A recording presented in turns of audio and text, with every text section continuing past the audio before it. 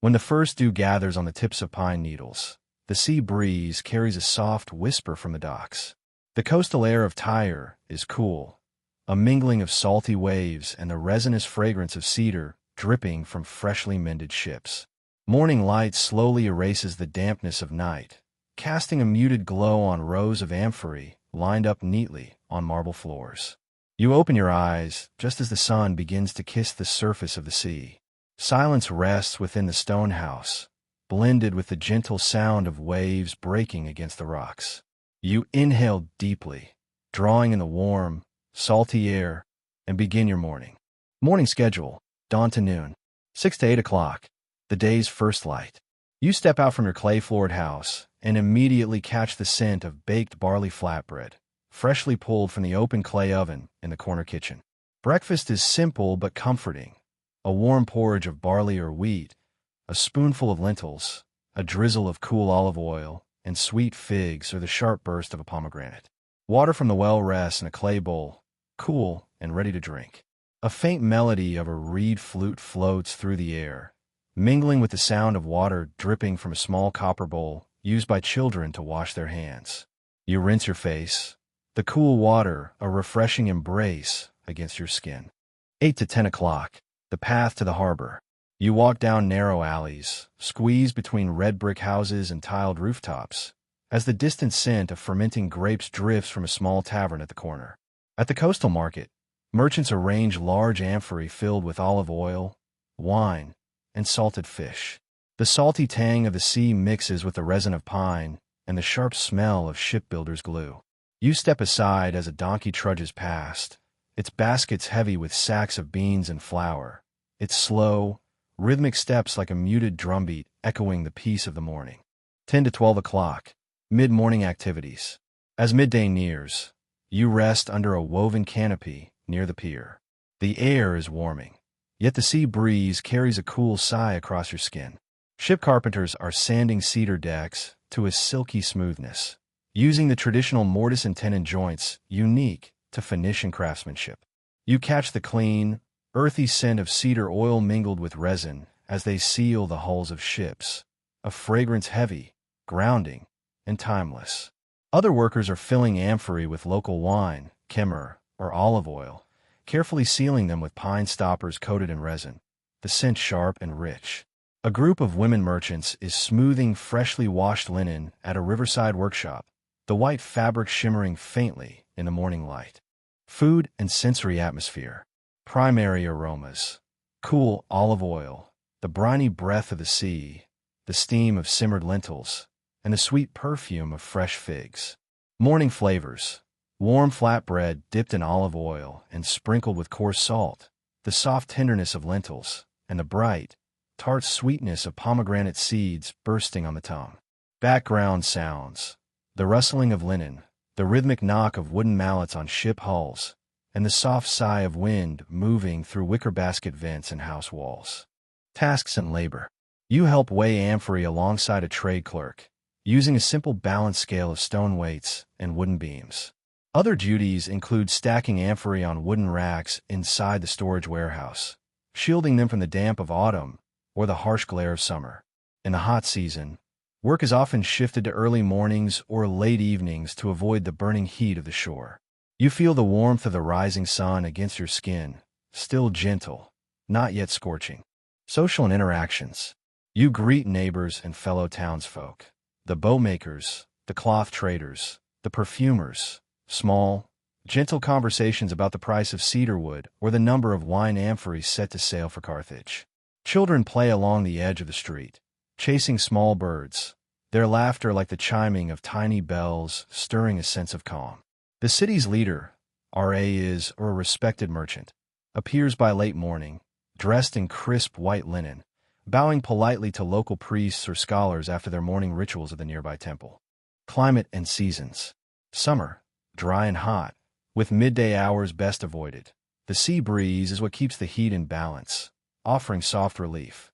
Autumn, moist and cool, the vineyards and fig orchards are ripe for harvest. Workers prepare for the great pressing, and you catch the faint sweetness of fermenting fruit as you pass the nearby orchards. Homes and hygiene.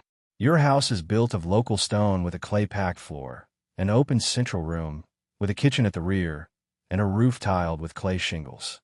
Small windows allow a gentle circulation of the sea air.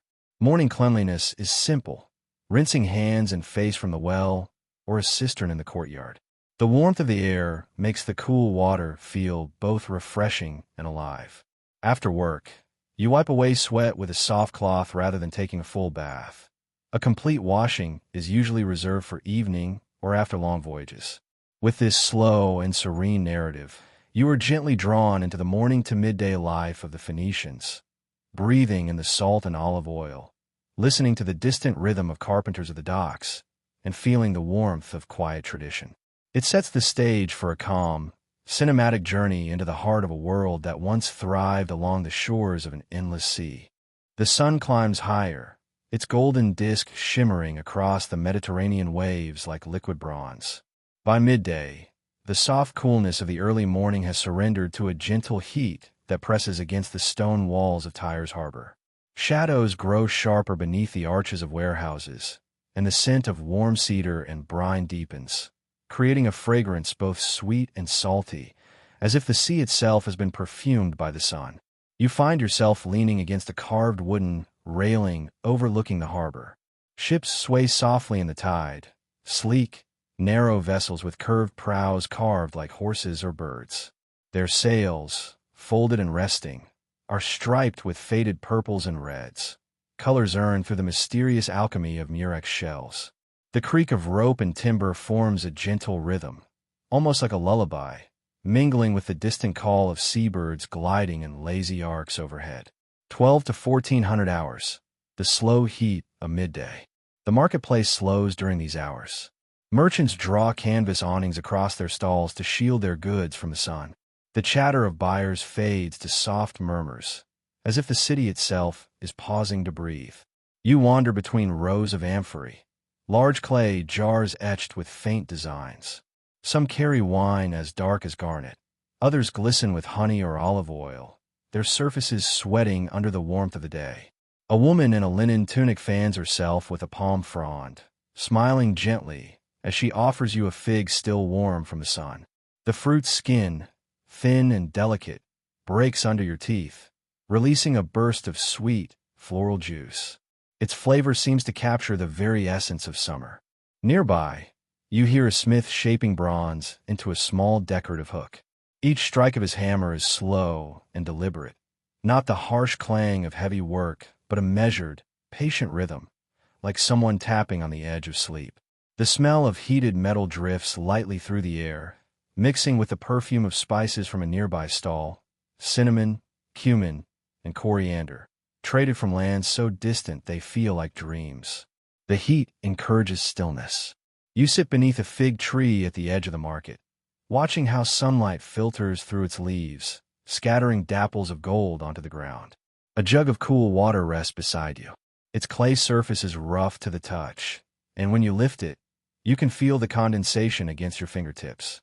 Drinking from it, you taste the faint mineral essence of the city's wells.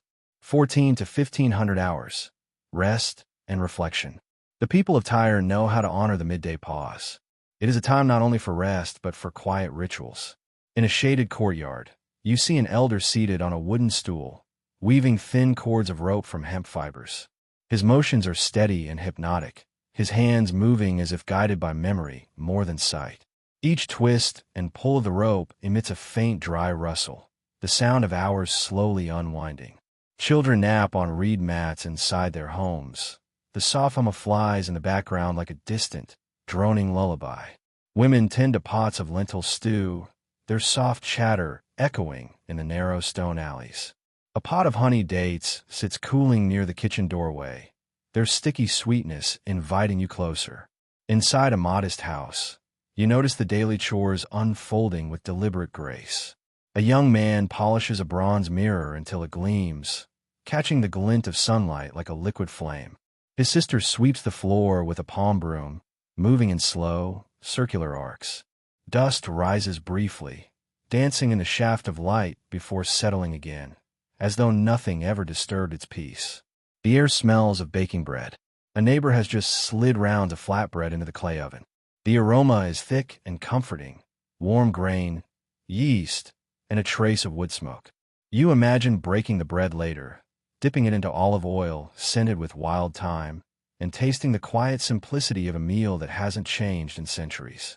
15 to 1700 hours. Life by the docks. As the day tilts toward afternoon, life stirs again. You make your way to the harbor, where ships are being readied for departure. A low breeze carries the tang of salt water and resin, as workers paint fresh tar onto the hull of a merchant ship. Their hands, stained with black tar, move with practiced confidence. The tar smells pungent and earthy, a protective skin for vessels that will soon slip beyond the horizon. Nearby, sailors coil ropes and check the sails. You overhear them discussing their next voyage, perhaps to Carthage or Cyprus, or even to the faraway shores of Egypt where gold and grain flow like rivers.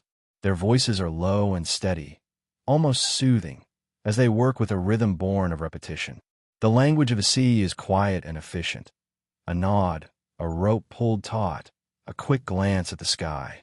You pause at the edge of the pier, letting your feet dangle above the water. The sea below glimmers with a gentle movement, its surface rippling in rings of turquoise and green. Fish flash briefly like tiny silver lanterns before vanishing again into the shadows. A boy throws crumbs into the water, laughing as the fish break the surface in tiny splashes. A gentle meal. By late afternoon, you are invited to share a meal with a family of artisans who live near the docks. You step inside their courtyard, where a low table is laid with bowls of olives, fresh cucumbers, barley bread, and a dish of roasted chickpeas flavored with sesame. A small clay jug holds pomegranate wine, its sweetness mellowed by the warm air. The mother of the house gestures for you to sit on a cushion. She pours you a cup of wine, the color of rubies, and slices of fresh goat cheese. The first sip is smooth, a blend of tart and sweet that lingers on your tongue. Around you, the air is filled with the scent of dried herbs, mint, oregano, and a whisper of lavender. A soft conversation flows among the family members, their voices low, almost like murmurs meant not to disturb the calm. They talk of trade, of the weather, of a cousin returning from a distant voyage. Every so often, their laughter ripples like the sound of tiny bells, light and fleeting. 17 to 1800 hours. Shadows of evening. The sun begins its descent. The warm glow of late afternoon bathes the harbor in amber light, turning the sails into sheets of gold and the water into a mirror of fire and glass. The stone streets are warm under your feet, radiating the day's stored heat. There's a sense of unspoken anticipation in the air, as if the city is preparing to surrender to evening. You walk slowly past the workshops, woodcarvers, dyers, and potters finishing their tasks. One man carefully turns a pot on his wheel, the clay spinning under his hands like soft dough. Another dips cloth into a vat of deep crimson dye made from crushed murex shells. The color so rich it seems almost alive. The smell of the dye is sharp and briny, carried on the breeze. A breeze flows through the alleys, rustling palm fronds and carrying the scent of the sea mixed with the distant smoke of cooking fires. The sky shifts in color, from bright blue to a palette of soft pinks and violets. A gull cries overhead, and its shadow glides across the sunlit walls like an omen of calm. A city slowing down. By now, the tempo of Tyre is softer. The merchants have closed their stalls, leaving behind the faint echoes of haggling and laughter. The last few fishermen return, their baskets filled with glistening catches, and women in simple tunics begin preparing the evening meal. You see one of them plucking figs from a small tree in her courtyard, while another grinds grain on a stone mill, her movements slow and rhythmic. As you wander back toward the harbor's edge, the workers' voices fade. A hush begins to settle over the water. The sun, now lower, casts long shadows that stretch across the boats. You can feel the day gently exhaling, the warmth leaving the stones, replaced by the cool caress of evening air. The soundscape of twilight. You stop to listen. The city's voice has changed. There is less clang of tools and more whisper of cloth, less laughter and more distant song. A flute player begins a soft tune, a wandering melody that mingles with the call of seabirds returning to their nests. The notes float over the water, delicate and almost otherworldly, as if carried by the fading light itself. You breathe deeply, letting the music and scents of the evening wrap around you. The salty tang of the sea is gentler now, softened by the perfume of cooking bread and herbs wafting from nearby kitchens. Smoke from olive wood fires curls into the sky, adding a faint, comforting haze to the air. Preparing for night, the families begin lighting small oil lamps. Their glow flickers on windowsills and doorways, casting warm pools of light along the stone streets. You pass by one home where a mother is humming softly to her child, the melody a lullaby that seems as ancient as the stones themselves. Dinner preparations fill the air with new scents. Roasted fish seasoned with lemon and wild herbs, lentil stews simmering gently, honey cakes cooling on clay trays. These aromas mingle with the faint metallic tang of the harbor, creating a tapestry of smells that feel both familiar and exotic. Reflections by the water. As the last light of day slips behind the horizon, you find yourself back at the pier. The water now reflects the hues of twilight, violet, rose, and indigo, like liquid glass. You sit with your feet just above the tide, feeling the cool dampness of the wood beneath you. The sounds are softer now, the creak of moored ships, the distant hum of evening prayers from the temple, the faint rustle of cloth as sails are tied down for the night. The merchants have gathered in small groups, their conversations hushed. A few sip from clay cups of warm wine, toasting the end of a fruitful day. The children who were playing earlier are now being called home, their laughter replaced by the gentle footsteps of people moving toward evening rest. End of the day.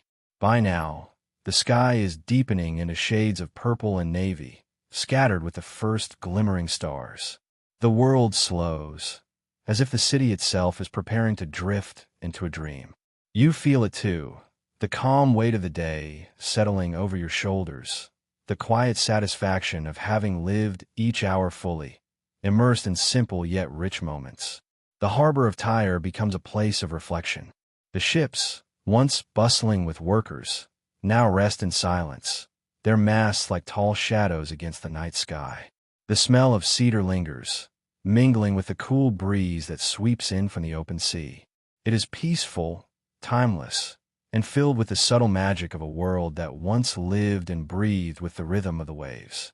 The last threads of sunlight unravel gently across the horizon, spilling hues of rose and deep violet into the Mediterranean. Tyre, once humming with the cadence of trade and labor, now softens into an intimate quiet. The air cools, carrying with it the scent of salt and cedar mixed with the sweet, smoky breath of olive wood fires. The city exhales, as though releasing the weight of the day. You walk slowly along the stone paths near the harbor, the warmth of the day still radiating faintly from the cobblestones under your sandals. The lanterns hanging from wooden posts sway lightly in the evening breeze, their glow flickering over carved doorways and quiet courtyards. Somewhere, the murmur of distant prayers floats from a temple, low and rhythmic, blending with the soft lap of water against the hulls of moored ships. The entire scene feels like a gentle prelude to sleep. 18 to 1900 hours, the gathering of shadows. As twilight deepens, households turn inward. Families retreat to their homes, their courtyards glowing with the warm amber of oil lamps. You pass by one such home, where a mother sets down a tray of bread and dates for the evening meal. Her children sit on woven reed mats, their laughter quieter now, as if they too are caught in the slow descent of night. The aromas of dinner carry through the streets. Roasted fish, lentil stew with coriander and cumin, freshly baked flatbread brushed with olive oil, and a hint of garlic. These scents mingle with the resinous perfume of cedar and pine that always lingers near the shipyards. The smells are familiar, comforting, and grounding, like the embrace of an old friend. Merchants and sailors gather for final conversations by the dockside taverns. Their voices are softer than during the day, their words rolling like low tides. Cups of warm wine are raised in small toasts, their rims clinking gently in the dim light. You hear fragments of stories, tales of far-off ports, of rare spices and unknown gods, whispered like dreams into the coming night. 19 to 2000 hours, rituals of the evening. Evening in Phoenician households is not rushed. It unfolds like a slow, measured breath. You find yourself in a small courtyard, invited by a kindly family to join their meal.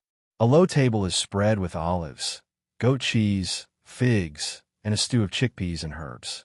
A clay jug of pomegranate wine rests at the center, its surface glistening under the flicker of a lamp.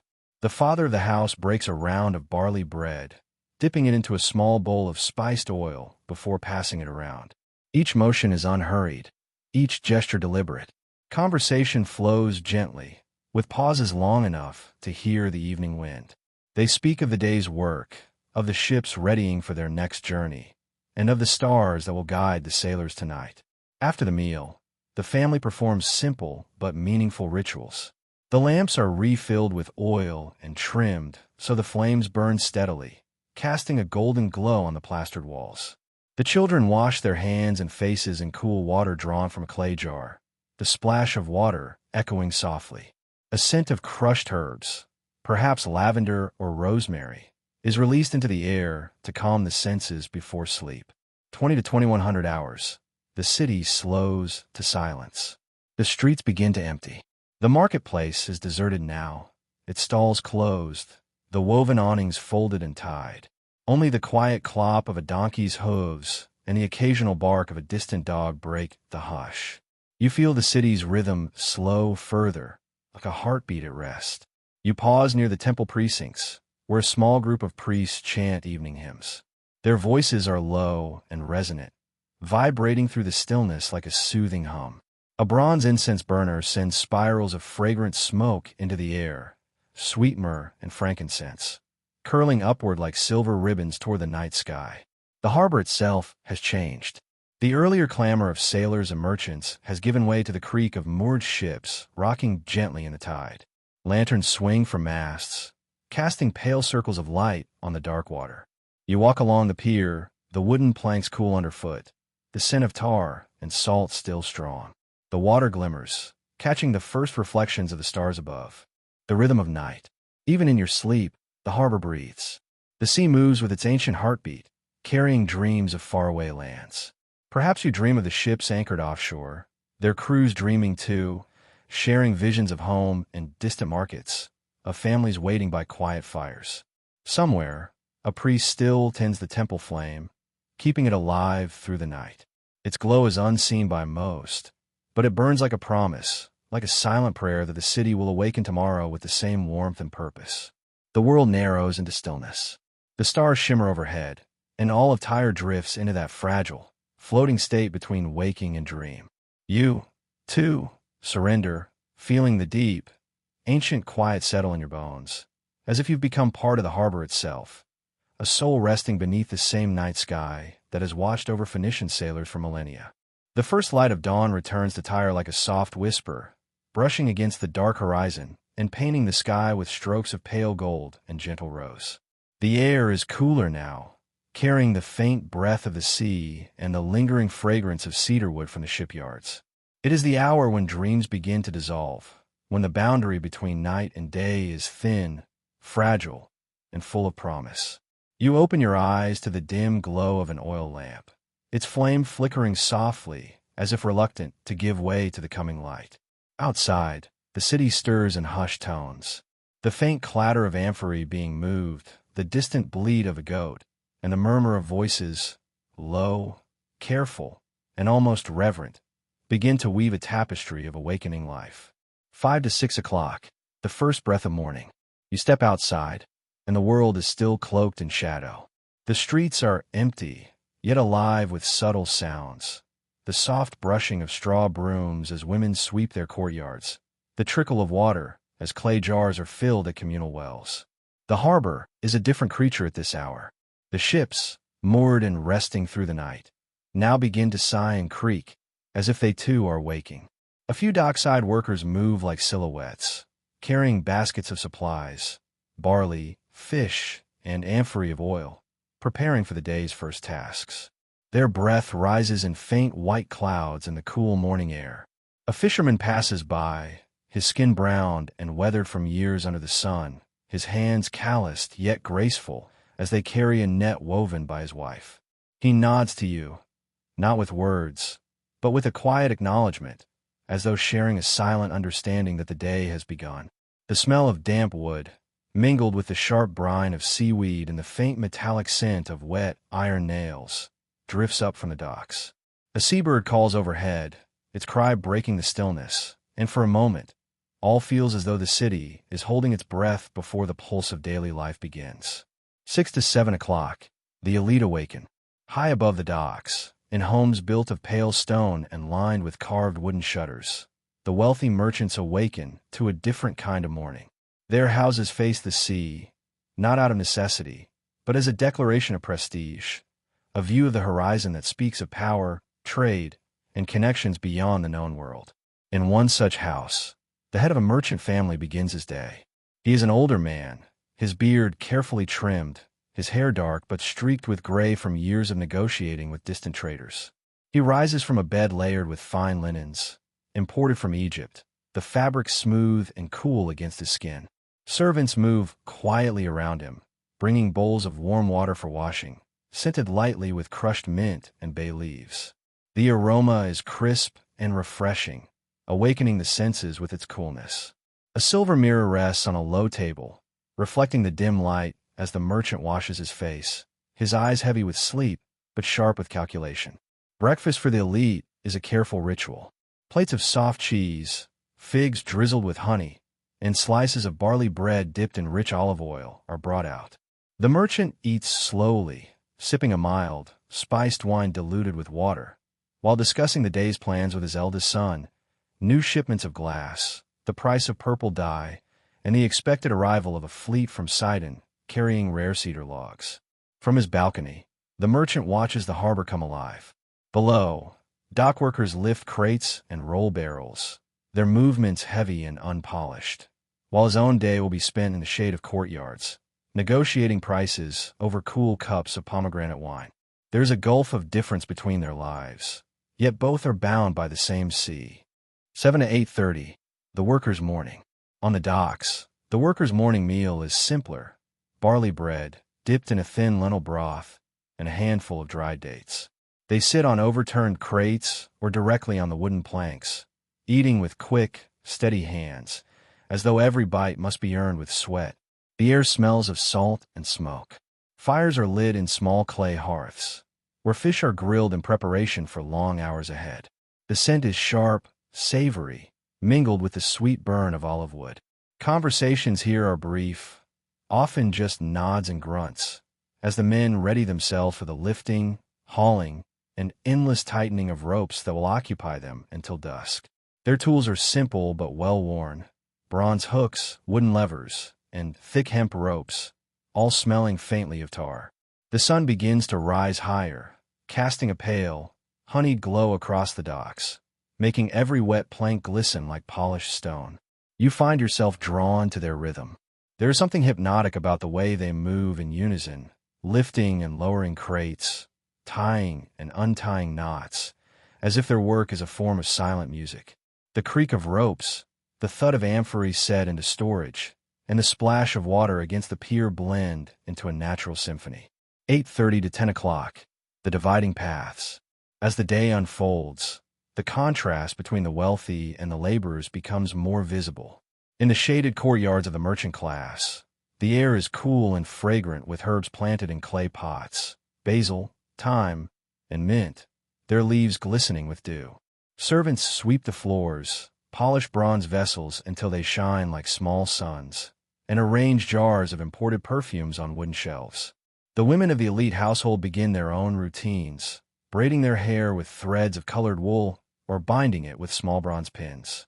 They wear soft linen robes dyed in gentle shades: cream, ochre, pale blue, that reflect their family's wealth. Their mornings are filled with quieter tasks: overseeing the preparation of meals, checking the stores of olive oil, or spinning fine threads for the weavers who work nearby. By contrast, the dockworkers are now fully immersed in labor. Sweat glistens on their foreheads, darkening their tunics, and their hands are coated with fine splinters from rough ropes.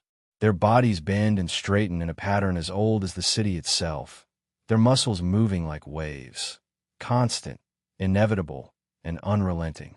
10 to 11:30, a moment of pause. By mid-morning, even the busiest hands seek a moment of rest. A young worker wipes his brow with a cloth, sitting on the edge of a crate, his gaze fixed on the glittering water. Another sips from a clay cup of cool water, savoring its mineral freshness as if it were fine wine. From where you stand, you can see both worlds at once. In the high terraces of the merchants' homes, shaded by woven canopies, children play with carved wooden toys. They laugh softly, their voices carried by the breeze. On the docks below, another child, barefoot, perhaps the son of a fisherman, runs across the planks, his laughter just as bright but unaccompanied by luxury. This juxtaposition is not harsh, but rather poetic. Both sides are tied to the same tide, the same sun, and the same horizon. Their lives, though separated by wealth, are interwoven like the ropes that bind the ships. 11:30 to 12 o'clock, preparing for midday. As the sun rises toward its zenith, its heat begins to shimmer against the stone streets, turning them into rippling mirrors of light. The elite retreat deeper into the cool interiors of their homes, where thick walls and shaded courtyard provide refuge from the blazing sky. Cushions and low tables await them, and cups of chilled water infused with slices of quince or lemon are served to refresh the senses. On the docks, however, the work continues. The ships must be ready, the goods loaded, the rope secured. The workers pace themselves, pausing only briefly under the shade of a tarp or an overturned basket. The smell of sweat mingles with tar and seaweed, forming an earthy, grounding perfume, a scent of effort and survival. You take a slow breath, absorbing the scene. Above, a merchant calls out from his balcony, his voice calm but commanding, ensuring his cargo is handled with care. Below, a dockworker nods silently and adjusts a heavy crate, his muscles taut and precise. The soul of the city. This hour, between late morning and midday, feels like the heartbeat of Tyre. It is the moment when all its people, regardless of rank, are awake and active, each playing their part in a vast, unspoken rhythm. The wealthy merchants, with their ledgers and fine garments, dream of trade routes and fortunes. The dockside workers, with their calloused hands and quiet endurance, give those dreams shape and weight. The sea unites them. It does not care for titles or wealth. It cares only for the ships that dare cross its waters and for the courage of those who face its ever-changing moods. As you watch both worlds, the calm elegance of the elite and the raw strength of the laborers, you sense the balance that keeps this city alive. It is a balance of commerce and craft, of luxury and toil, of dreams and determination. The sea's horizon shimmers like molten glass as dawn arrives, casting soft light across Tyre's ancient stones. In the pale glow, you sense the outline of a man who once shaped those shores. Maritime, the Phoenician king whose quiet ambition elevated Tyre from an island state to a maritime empire.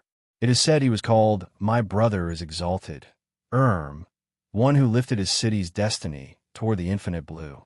GotQuestions.org plus 11 Dpedia Association plus 11 cm-il.org plus 11 Wikipedia plus 2 Wikipedia plus 2 Dpedia Association plus 2. Early years and quiet ambitions, c. 980 to 969 BC. Born around the turn of the millennium, Hiram was heir to Tyre's modest throne, small in name, but seated with potential. Tyre at that time was still tethered to Sidon, its larger neighbor, a satellite in need of direction.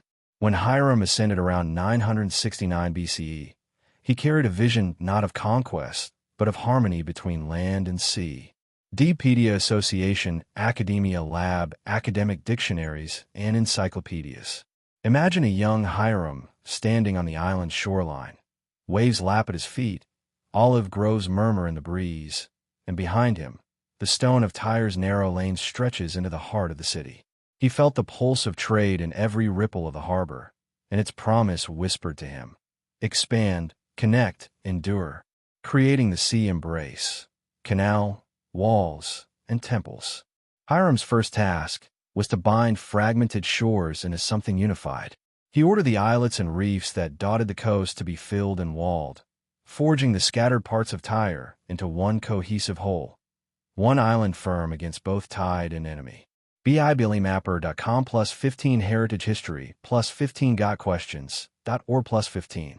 As you walk along what once was the canal, feel its gentle ripple and hear children play in its shallow water.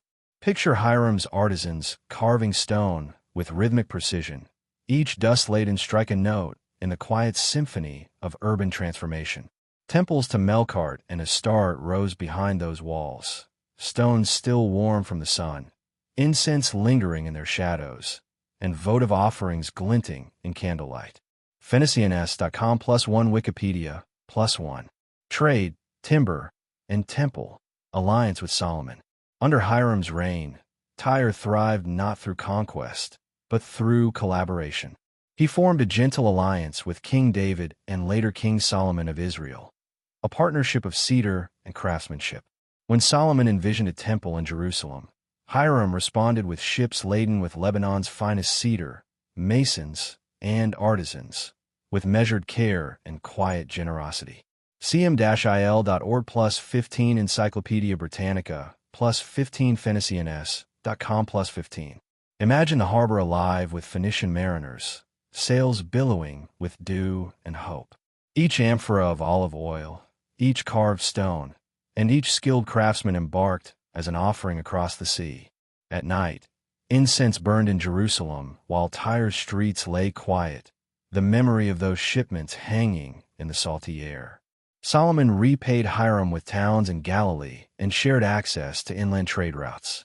It was a quiet exchange, built on mutual respect, not force, an ebb and flow as steady as the tides. The Israel Bible, Maritime Empire, and far-flung colonies. In the tranquil brilliance of mid-morning, you can almost hear Tyre's ships whispering across the water, bound for Cyprus, Sicily, Spain, and beyond. Under Hiram's guidance, Tyre was no longer island-bound. It became the heart of a network stretching across the Mediterranean. Colonies sprouted like seeds in Carthage, Sardinia, and Gadara, modern Cadiz, each a testament to Tyrian ambition carried on gentle waves. Wikipedia TravelingTemplar.com MiddleEast.com. The rhythm of trade. Purple dye, glass, cedar, fish, and tin became the music of Tyre's rise.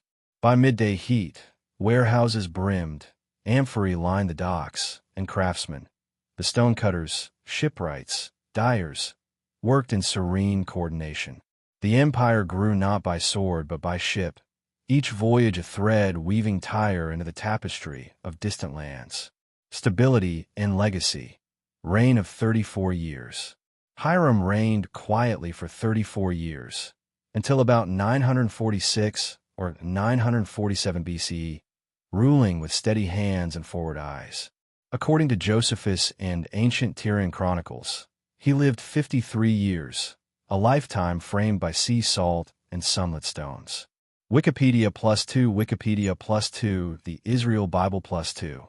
Under his care, Tyre grew in both substance and spirit, from a coastal town to a maritime crown jewel, earning the title Queen of the Sea. Historians like Katzenstein claim Hiram laid the groundwork for the great Tyrian sea empire that knew no equal. MiddleEast.com +15 Ancient Worlds +15 Academic Dictionaries and Encyclopedias +15. Tyre became a haven for trade, religion, art, and diplomacy, a city whose calm sea breeze bore the scent of distant markets, whose paved stones carried merchants from every coast.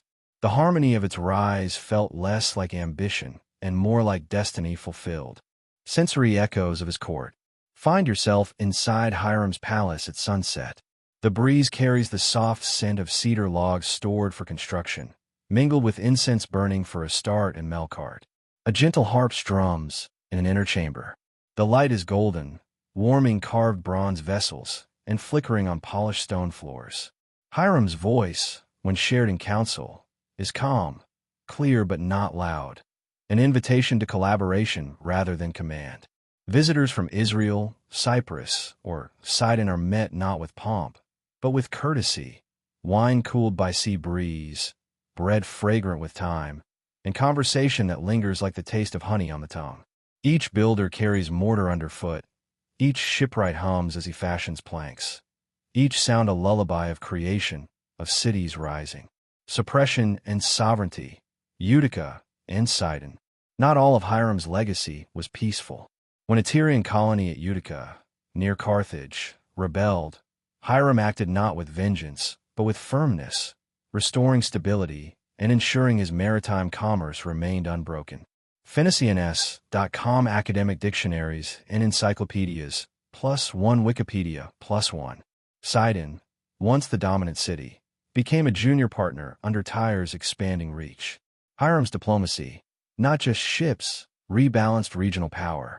It was a shift not celebrated in victory songs, but felt in silent respect across the coast. The quiet power of craftsmanship. What lay behind Tyre's wealth, under Hiram's era, was not military might but quiet mastery. Dyeing robes in royal purple from crushed murex, building hulls that cleaved across the sea, carving stone columns for distant temples. Beneath each merchant's cloak, beneath each amphora's sealed lip, lay the craft of Tyre's laborers and artisans, shipwrights, stonecutters, dyers, and carpenters, encouraged by a king who valued their skill over spectacle. William O. of Research.com Middle-East.com Phoenicians.com. In the hush of morning, you can sense the mogens of bronze tools chiseling at stone, the slow immersion of fabric in purple vats, the caulk of timber meeting tar, each act a meditation on refinement and purpose. Closing the day, Hiram's legacy in twilight glow. As Hiram's evening draws near, the sunset scatters rose and gold across the harbor. Ships docked at the quays reflect that glow in gentle pools of amber water. Workers return, merchants retreat, the city exhales. Hiram stands on the harbor's edge, silent. He watches the ripple of waves against hull and pier, feeling the gravity of years held in moments. Voyages launched, temples built, trade flowing beyond horizon. In his final days, he knows that his city, once island-bound, now breathes through every sea breeze and distant colony. His legacy is not carved in conquest, but cast in sea spray and stone. He knows that the empire he nurtured will long outlive him. Rooted in craft, sustained by commerce, guided by diplomacy. The sea awakens like a mirror of pale silver, the horizon stretching in a thin line between lavender sky and restless water. Tyre's harbor, so lively with the hum of traders during the day, is serene now, its wooden piers glistening with dew. It is here that a new expedition is quietly prepared, an undertaking that reflects not the roar of war, but the silent strength of commerce, craftsmanship, and vision. The ships of Tyre are unlike any others. Sleek, with curved prows carved into the shapes of horses and birds, they seem alive even when still. Their hulls are dark with protective tar, their planks bound with mortise and tenon joints that fit as perfectly as hand to glove. Every ship carries the memory of countless hands, the shipwrights who shaped cedar beams under the soft light of dawn, the artisans who sealed each vessel with resin that smells of pine and sea salt. On this morning, a crew gathers for a journey across the wide Mediterranean, bound for lands beyond sight and memory. Their mission is to deliver Tyre's most prized goods, the royal purple dye, distilled drop by painstaking drop from the murex shellfish and the towering cedar logs of Lebanon, as fragrant as a forest after rain. These goods are not just commodities. They are symbols of prestige and power, colors and scents that whisper of gods and kings. 5 to 7 o'clock, preparing for departure. The first light of dawn paints the harbor in shades of rose and honey. The workers have been awake for hours. You see them heaving heavy amphorae filled with oil and wine, each one sealed with a thick layer of wax and stamped with the emblem of the merchant house. The air is filled with the earthy, resinous smell of freshly cut cedar, its sweetness blending with the tang of salt water. The sailors move with quiet efficiency, speaking in low tones, their voices carrying a calm rhythm rather than the sharpness of command. Ropes are coiled and checked, sails folded neatly, provisions stowed. There are baskets of bread, dried figs, dates, and jars of lentil stew, all simple foods meant to endure the long days at sea. One young sailor pauses to tighten the strap on his sandal. He looks out toward the horizon with a mixture of fear and longing. For him, This voyage is both duty and adventure. Beyond the rolling waves, he imagines cities he has never seen, faces he has never known, and markets that smell of spices from lands where the sun sets differently. The captain, an older man with sun-darkened skin and a beard threaded with gray, walks the deck with measured steps. His hands are calloused, his eyes sharp but calm. He knows the sea's temperament well, the sudden tempests, the deceptive calm, the moods that shift like the flight of gulls. Yet his presence is a steady anchor for the crew. He pauses at the prow, placing a hand on the carved horsehead that crowns the ship. For a moment, he seems to listen, as if the wood itself whispers secrets of safe passage. 7 to 10 o'clock, the blessing and departure. Before the ship can leave, there is a ritual. A priest of Melkart, the city's guardian deity, steps onto the dock, his robes of deep blue catching the morning light. He carries a small bronze bowl filled with burning incense. The smoke curls upward, perfumed with myrrh and frankincense, blending with the cool morning air. The crew gathers in silence as the priest murmurs words of blessing. He speaks of safe waters, of guiding stars, of favorable winds that will carry them home. The captain bows his head. The priest then dips his hand into the sea, lifts it, and lets the drops fall back like silver pearls, a symbolic return of the water to its source. The ropes are loosened. The sails, dyed a pale saffron hue, unfurl with a sigh, catching the soft wind. The ship glides away from the dock, the water parting in gentle ripples. On the shore, merchants and families watch in silence, their faces glowing with pride and longing. Some raise their hands in farewell. Others simply stand, knowing that such voyages are both common and extraordinary. Common in their rhythm, extraordinary in their reach. 10 to 1300 hours, out to the open sea. As Tyre fades into the distance, you stand on deck, watching the island city shrink to a cluster of warm-colored stones and sails. The sea stretches endlessly ahead, a living mosaic of turquoise and jade that glitters under the midday sun. The crew moves with quiet discipline. Some sit cross-legged, repairing ropes or checking the amphory. Others climb the mast to adjust the sails. A young boy, perhaps an apprentice, scrubs the deck with a small brush, his movements quick and eager. The captain calls out softly now and then, but his tone is never harsh, only guiding, like a gentle breeze. The air carries a symphony of sensations. You smell the salt of the sea mixed with the faint, sweet scent of cedar logs stored in the hold. You hear the rhythmic creak of wood and rope, the occasional splash of a wave against the hull, and the soft murmurs of sailors speaking of home, of trade, of the gods who watch over the sea. Around noon, the sun hangs high, and the crew takes a short pause. They gather in a shaded corner of the deck to share a simple meal: flatbread, olives, dried figs, and small clay cups of watered wine. The meal is quiet, the kind of silence that comes not from awkwardness but from contentment, from the rhythm of shared work and trust. 13 to 1600 hours, the world of water and sky. The afternoon stretches long and gentle. The ship moves steadily, its sails catching the wind like the wings of a great bird. The sea is calm, its surface sparkling like polished glass. You lean on the railing, feeling the cool spray on your face, watching the patterns of sunlight dancing on the water. The sailors work without rush.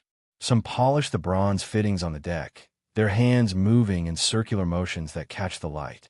Others prepare lines for fishing, casting them into the deep blue in hopes of catching a fish for the evening meal.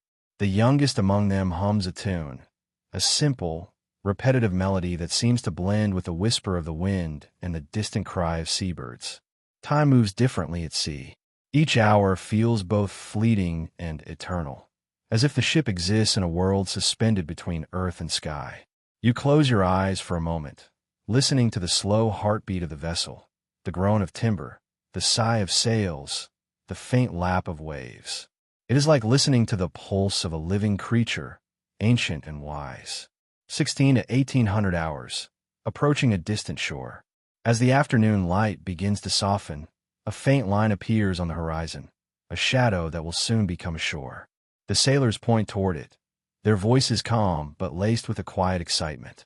Another port awaits, another thread to weave into Tyre's web of trade and connection. The captain gives quiet instructions. Ropes are coiled, sails adjusted.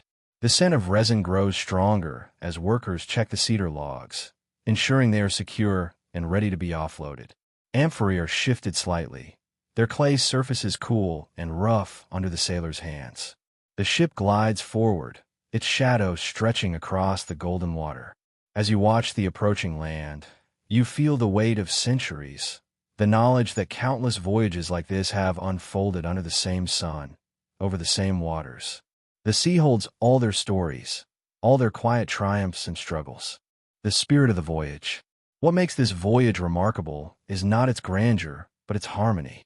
It is a journey guided by the wisdom of the elements, by the patience of those who know that trade is as much about trust as it is about goods. Each cedar beam, each amphora of wine, each small vial of purple dye is a fragment of Tyre itself, a whisper of the city's heart carried across the sea. The crew moves not with the urgency of warriors, but with the calm precision of craftsmen. Every action, from tying a knot to adjusting a sail, is done with care, as though the ship is an extension of their own bodies. There is beauty in their quiet efficiency, in the way they seem to merge with the vessel and the water around them. 1800 hours, twilight reflections. As evening approaches, the sky turns into a canvas of orange and violet. The crew prepares for the night, lowering the sails slightly and securing the deck. A small fire is lit in a clay brazier, its smoke carrying the smell of grilled fish and spiced lentils.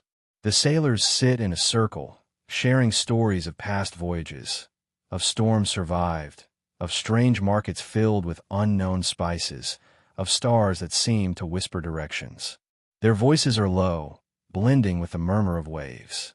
The captain, seated among them, speaks not as a superior, but as a fellow traveler, his tone calm and reflective. The sun dips below the horizon, and stars bloom in the darkening sky. The North Star shines steady, a beacon of guidance. You feel the day's warmth fade, replaced by the cool breath of night. The ship rocks gently, as if cradling everyone aboard. Nightfall on the open sea. By night, the sea is a different world.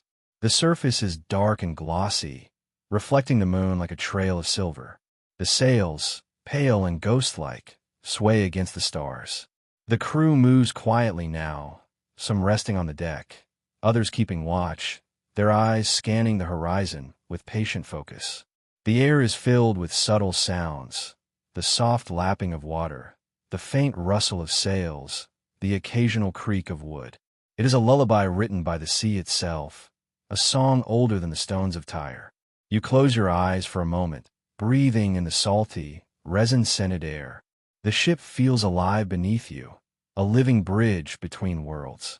You sense the presence of all the countless sailors who have traveled these waters before, their dreams mingling with the whisper of waves. The early morning sun falls gently upon the city of Tyre, casting long, soft shadows across the cobbled streets. The sea is calm, its surface a shifting tapestry of blues and silvers, as if nature itself is preparing a quiet canvas for the day's labor. There is a particular part of the city that hums with a different rhythm, a rhythm of craft, of patience, and of secrets passed from one generation to the next. Here, near the southern edge of the harbor, lies the dying quarter, the heart of Tyre's famed royal purple. The air is rich with a strange perfume, one that is both sharp and earthy.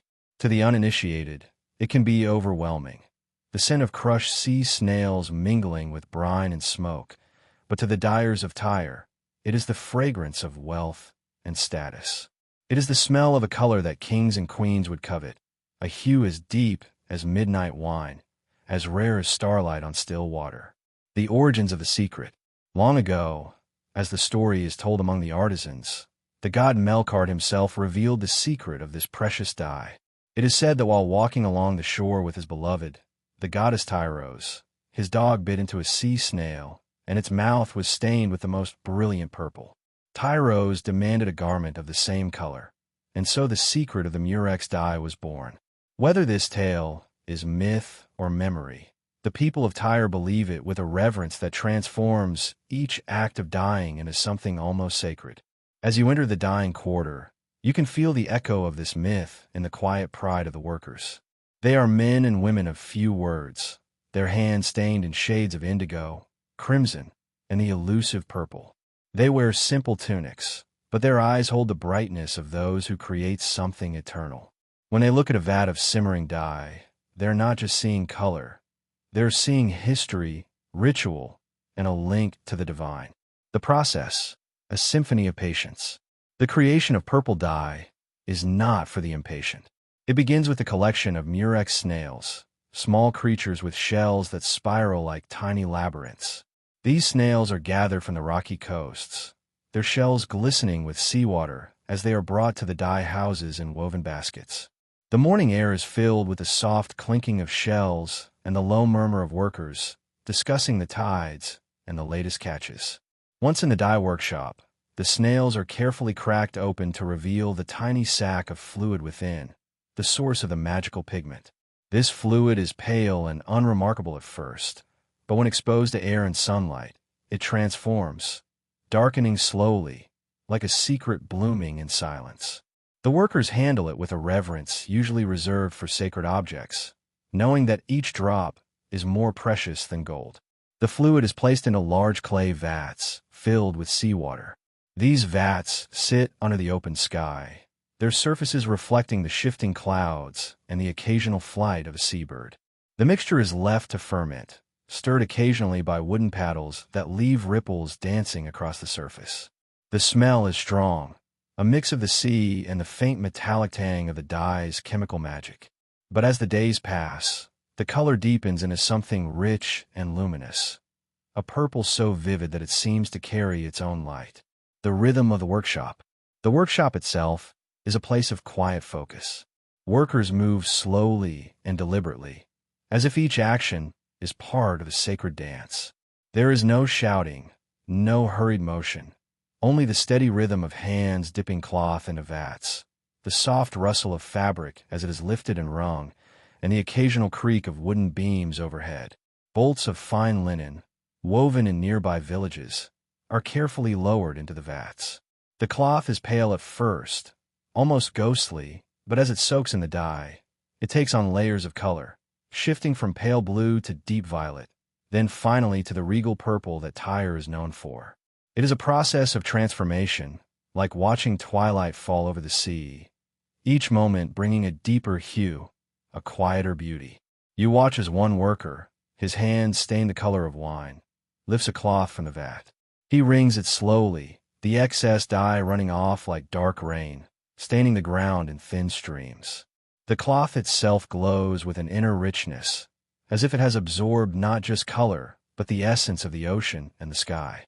He drapes it over a wooden frame to dry, where it flutters softly in the breeze, a banner of luxury and power. A color for kings. In Phoenician culture, purple is more than a color. It is a symbol of status, wealth, and divine favor. Only the elite can afford garments dyed in this hue, for the labor and resources required are immense. Thousands of murex snails are needed to produce even a small amount of dye, and the process can take weeks. You imagine a nobleman from a distant land arriving at Tyre, his eyes widening at the sight of the purple cloth displayed in the marketplace. To wear such a garment is to carry the prestige of the gods themselves, to wrap oneself in the very fabric of power. This is why rulers from Egypt, Mesopotamia, and even the distant Aegean would trade gold, silver, and precious stones for just a few yards of Tyrian purple. The connection to the sea. As the day moves toward midday, the dye workers take a brief rest, sitting in the shade of a low wall. They eat simple meals, flatbread, figs, and cups of cool water, while watching the tide roll in. The sea is their partner, their source of raw material and inspiration. Each wave seems to whisper stories of the snails that hide among the rocks, of the ancient myth that gave birth to their craft. You walk down to the shore, feeling the coarse sand beneath your feet. The rocks here are slick with seaweed, and among them, the murex shells glisten like scattered jewels. The tide pools shimmer with life, tiny fish darting between shadows, crabs scuttling sideways, and the slow, secret movement of the snails that hold the key to Tyre's wealth. You pick up a shell, feeling its cool, spiraled shape in your hand. It is humble, ordinary, yet within it lies the potential for extraordinary beauty. Myth and ritual. Before each batch of dyeing begins, there's a ritual. A small offering is made to Melkart, a pinch of grain, a few drops of oil, sometimes even a scrap of purple cloth from a previous batch. The workers gather around the vat, bowing their heads as the eldest among them speaks words of gratitude. It is not a grand ceremony, but a quiet acknowledgement of the forces that make their craft possible: the sea, the sun, the patience of time. There is a belief that the color purple holds protective power, that it carries a fragment of divine light. This is why it is worn not only by kings but by priests during sacred rites. As you watch the cloths drying in the breeze, you can almost sense the reverence that surrounds them. Each fluttering piece is like a prayer written in color, a silent hymn to the gods of the sea and sky. Afternoon in the dyeing quarter. The sun climbs higher, and the air grows warm. The workers return to their tasks, moving with the same measured grace. They dip, wring, and hang the cloths, their motions as fluid as the waves. The smell of the dye, sharp and earthy, fills the air, blending with the faint scent of wildflowers carried by the wind. The legacy of color. As the afternoon turns to evening, the dyeing quarter glows with shades of purple that seem to deepen in the slanting light. The fabrics, drying on their wooden frames, ripple gently in the breeze, like banners of a kingdom that has no borders. You realize that what you are witnessing is not merely a craft, but a legacy. The purple dye of Tyre will travel across seas and continents, adorning the robes of kings, priests, and nobles. It will be carried in caravans across deserts, in ships across stormy waters. It will become a symbol of prestige that echoes through centuries, long after the voices of these workers have faded. Twilight reverence. As the sun sets, the workers gather one last time to tend the vats. They cover them with wooden lids, securing them for the night. The last cloths are taken down, folded, and stored carefully in clay jars lined with soft wool.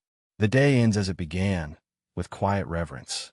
The workers wash their hands in the cool water of the well, scrubbing away the dye, but never fully removing the stains of their craft. Their fingers will always carry the mark of purple, a reminder of the magic they coaxed from the sea. You linger for a moment longer, watching as the last light of the sun reflects off a piece of cloth, a rich, luminous purple that seems to hold the warmth of the day and the promise of tomorrow. It is a color that feels alive, breathing with the memory of the ocean and the touch of countless hands. The first rays of dawn wash over Tyre, illuminating the city in a pale, golden mist. From the hilltop mansions to the low huts by the docks, the light falls evenly, touching both marble columns and weathered wood. Yet as the city awakens, the rhythm of life quickly divides into two distinct worlds, one of ease and refinement, the other of labor and resilience. It is a contrast not marked by hostility, but by the silent acceptance of roles, each as essential as the other, each reflecting a different facet of Tyre's beating heart. The morning of the elite. High above the harbor, the homes of the wealthy merchants rest like pale jewels upon the island's gentle slopes. These houses, built of fine stone and adorned with carved wooden shutters, glow softly in the early sunlight. Inside, the day begins slowly. Servants move quietly, their steps soft on smooth plaster floors, bringing bowls of scented water for washing. The water is infused with herbs, mint, bay leaves, or a few drops of precious rose oil, so that each morning wash feels like a small ritual of renewal. The elite rise from beds laid with fine linens, often imported from distant Egypt. The cloth is smooth against their skin, cool from the night air, and woven so delicately that it glimmers in the morning light. They stretch languidly, their day already measured not by toil but by appointments. A meeting with traders from Cyprus, an afternoon visit to the temple, perhaps an evening feast where wine and conversation will flow like the tide. Breakfast in these homes is a quiet but sumptuous affair. Silver platters hold slices of soft goat cheese, figs drizzled with honey, warm barley bread brushed with olive oil, and cups of pomegranate juice. The aroma of sweet baked dates mingles with the faint, smoky scent of an oil lamp still burning from the night. A servant might pour watered wine into a delicate clay cup, while another prepares scented oils for the day's grooming. Conversations are soft and measured. Plans for trade, news from distant colonies, the price of glassware, or the arrival of purple-dyed cloth from the city's dying quarters. From the open balconies, the elite gaze down upon the harbor. The view is both serene and powerful, a panorama of ships with curved prows and billowing sails, of workers already moving like ants across the docks, of goods being weighed, lifted, and carried. For the merchant families, this is the pulse of wealth. They do not labor with their hands, but their fortunes ride the waves on ships heavy with cedar, wine, and purple dye. The morning of the dockside workers. Down by the harbor, life begins much earlier and with far less ceremony. Long before dawn, the dockside workers are already awake, their hands rough and calloused from years of labor. Their homes are small and built of rough stone, with straw mats for bedding and clay jars for water. The scent of the sea drifts through open doorways, mingling with the simple aroma of their morning meal, flatbread, olives, and sometimes a small portion of lentil stew if the household can spare it. The workers dress in coarse linen tunics, their colors faded by sun and salt. They tie ropes around their waists, knotting them in ways that serve both as belts and as tools for lifting loads. The air down here is alive with motion. Baskets of fish are carried from the night's catch, crates of amphorae are stacked for shipment, and the rhythmic creak of wooden pulleys begins its daily song. The harbor smells of tar, salt, and the faint tang of fish drying in the sun. Ropes, damp with seawater, leave streaks of salt on the workers' hands. Each man and woman moves with purposeful energy, knowing that the day's strength must be carefully measured. There is always another crate to lift, another rope to tie, another ship to load. Unlike the quiet mornings of the elite, here the day begins with a low chorus of voices, short commands, calls for assistance, brief greetings. Yet there is camaraderie in these exchanges, a warmth born from shared labor. The workers know each other's rhythms, stepping in to help without being asked, their cooperation as natural as the tides. The sounds of two worlds. As the city settles into the morning hours, the contrast between the two worlds becomes clear in their soundscapes. In the mansions, you hear the soft strumming of a lyre or the gentle conversation of merchants discussing trade routes over cups of warm, spiced wine. The clinking of bronze dishes, the quiet sweep of a servant's broom, and the soft hum of a woman weaving linen threads fill the halls with a serene, almost meditative tone. By the harbor, the sounds are earthier and more immediate. Wooden crates thud against planks, ropes slap against masts, and the low murmur of sailors blends with the distant call of seabirds. A fisherman sings an old, slow tune as he mends his nets, the melody carried by the breeze and softened by the roar of waves against the breakwater. Midday divergence. By late morning, the elite retreat indoors to escape the strengthening sun. Their courtyards are cool and shaded, filled with the fragrance of flowering plants, jasmine, lavender, and small citrus trees whose blossoms perfume the air. Here they rest on low couches, sipping cool water flavored with slices of quince or a sprig of mint. Some spend the hours reading tablets of trade accounts or dictating letters to scribes, while others entertain guests with stories of voyages and distant markets. In contrast, the dockside workers continue their labor under the open sky. The midday heat presses against their skin, making every task heavier, but the work cannot wait. Ships must be loaded with amphorae filled with oil and wine. Cedar beams must be secured for transport. The men's tunics are dark with sweat, their hands and forearms streaked with tar and resin. They pause only briefly, wiping their brows, taking sips of cool water from clay jars, and eating a handful of dried dates or nuts. Yet even in this labor, there is a strange beauty. The workers move like a well-practiced chorus, each action flowing into the next, their efforts synchronized and purposeful. When a heavy crate is lifted, all hands rise together, their voices blending in a short, rhythmic chant that echoes across the harbor. Afternoon contrasts. As the afternoon drifts in, the city begins to shift once more. In the merchant homes, preparations for the evening meal are made. Servants bring fresh fish from a market, their scales glistening like silver coins. Bread is baked, its aroma curling through the courtyards, and wine is poured into cool clay jars to breathe before the evening feast.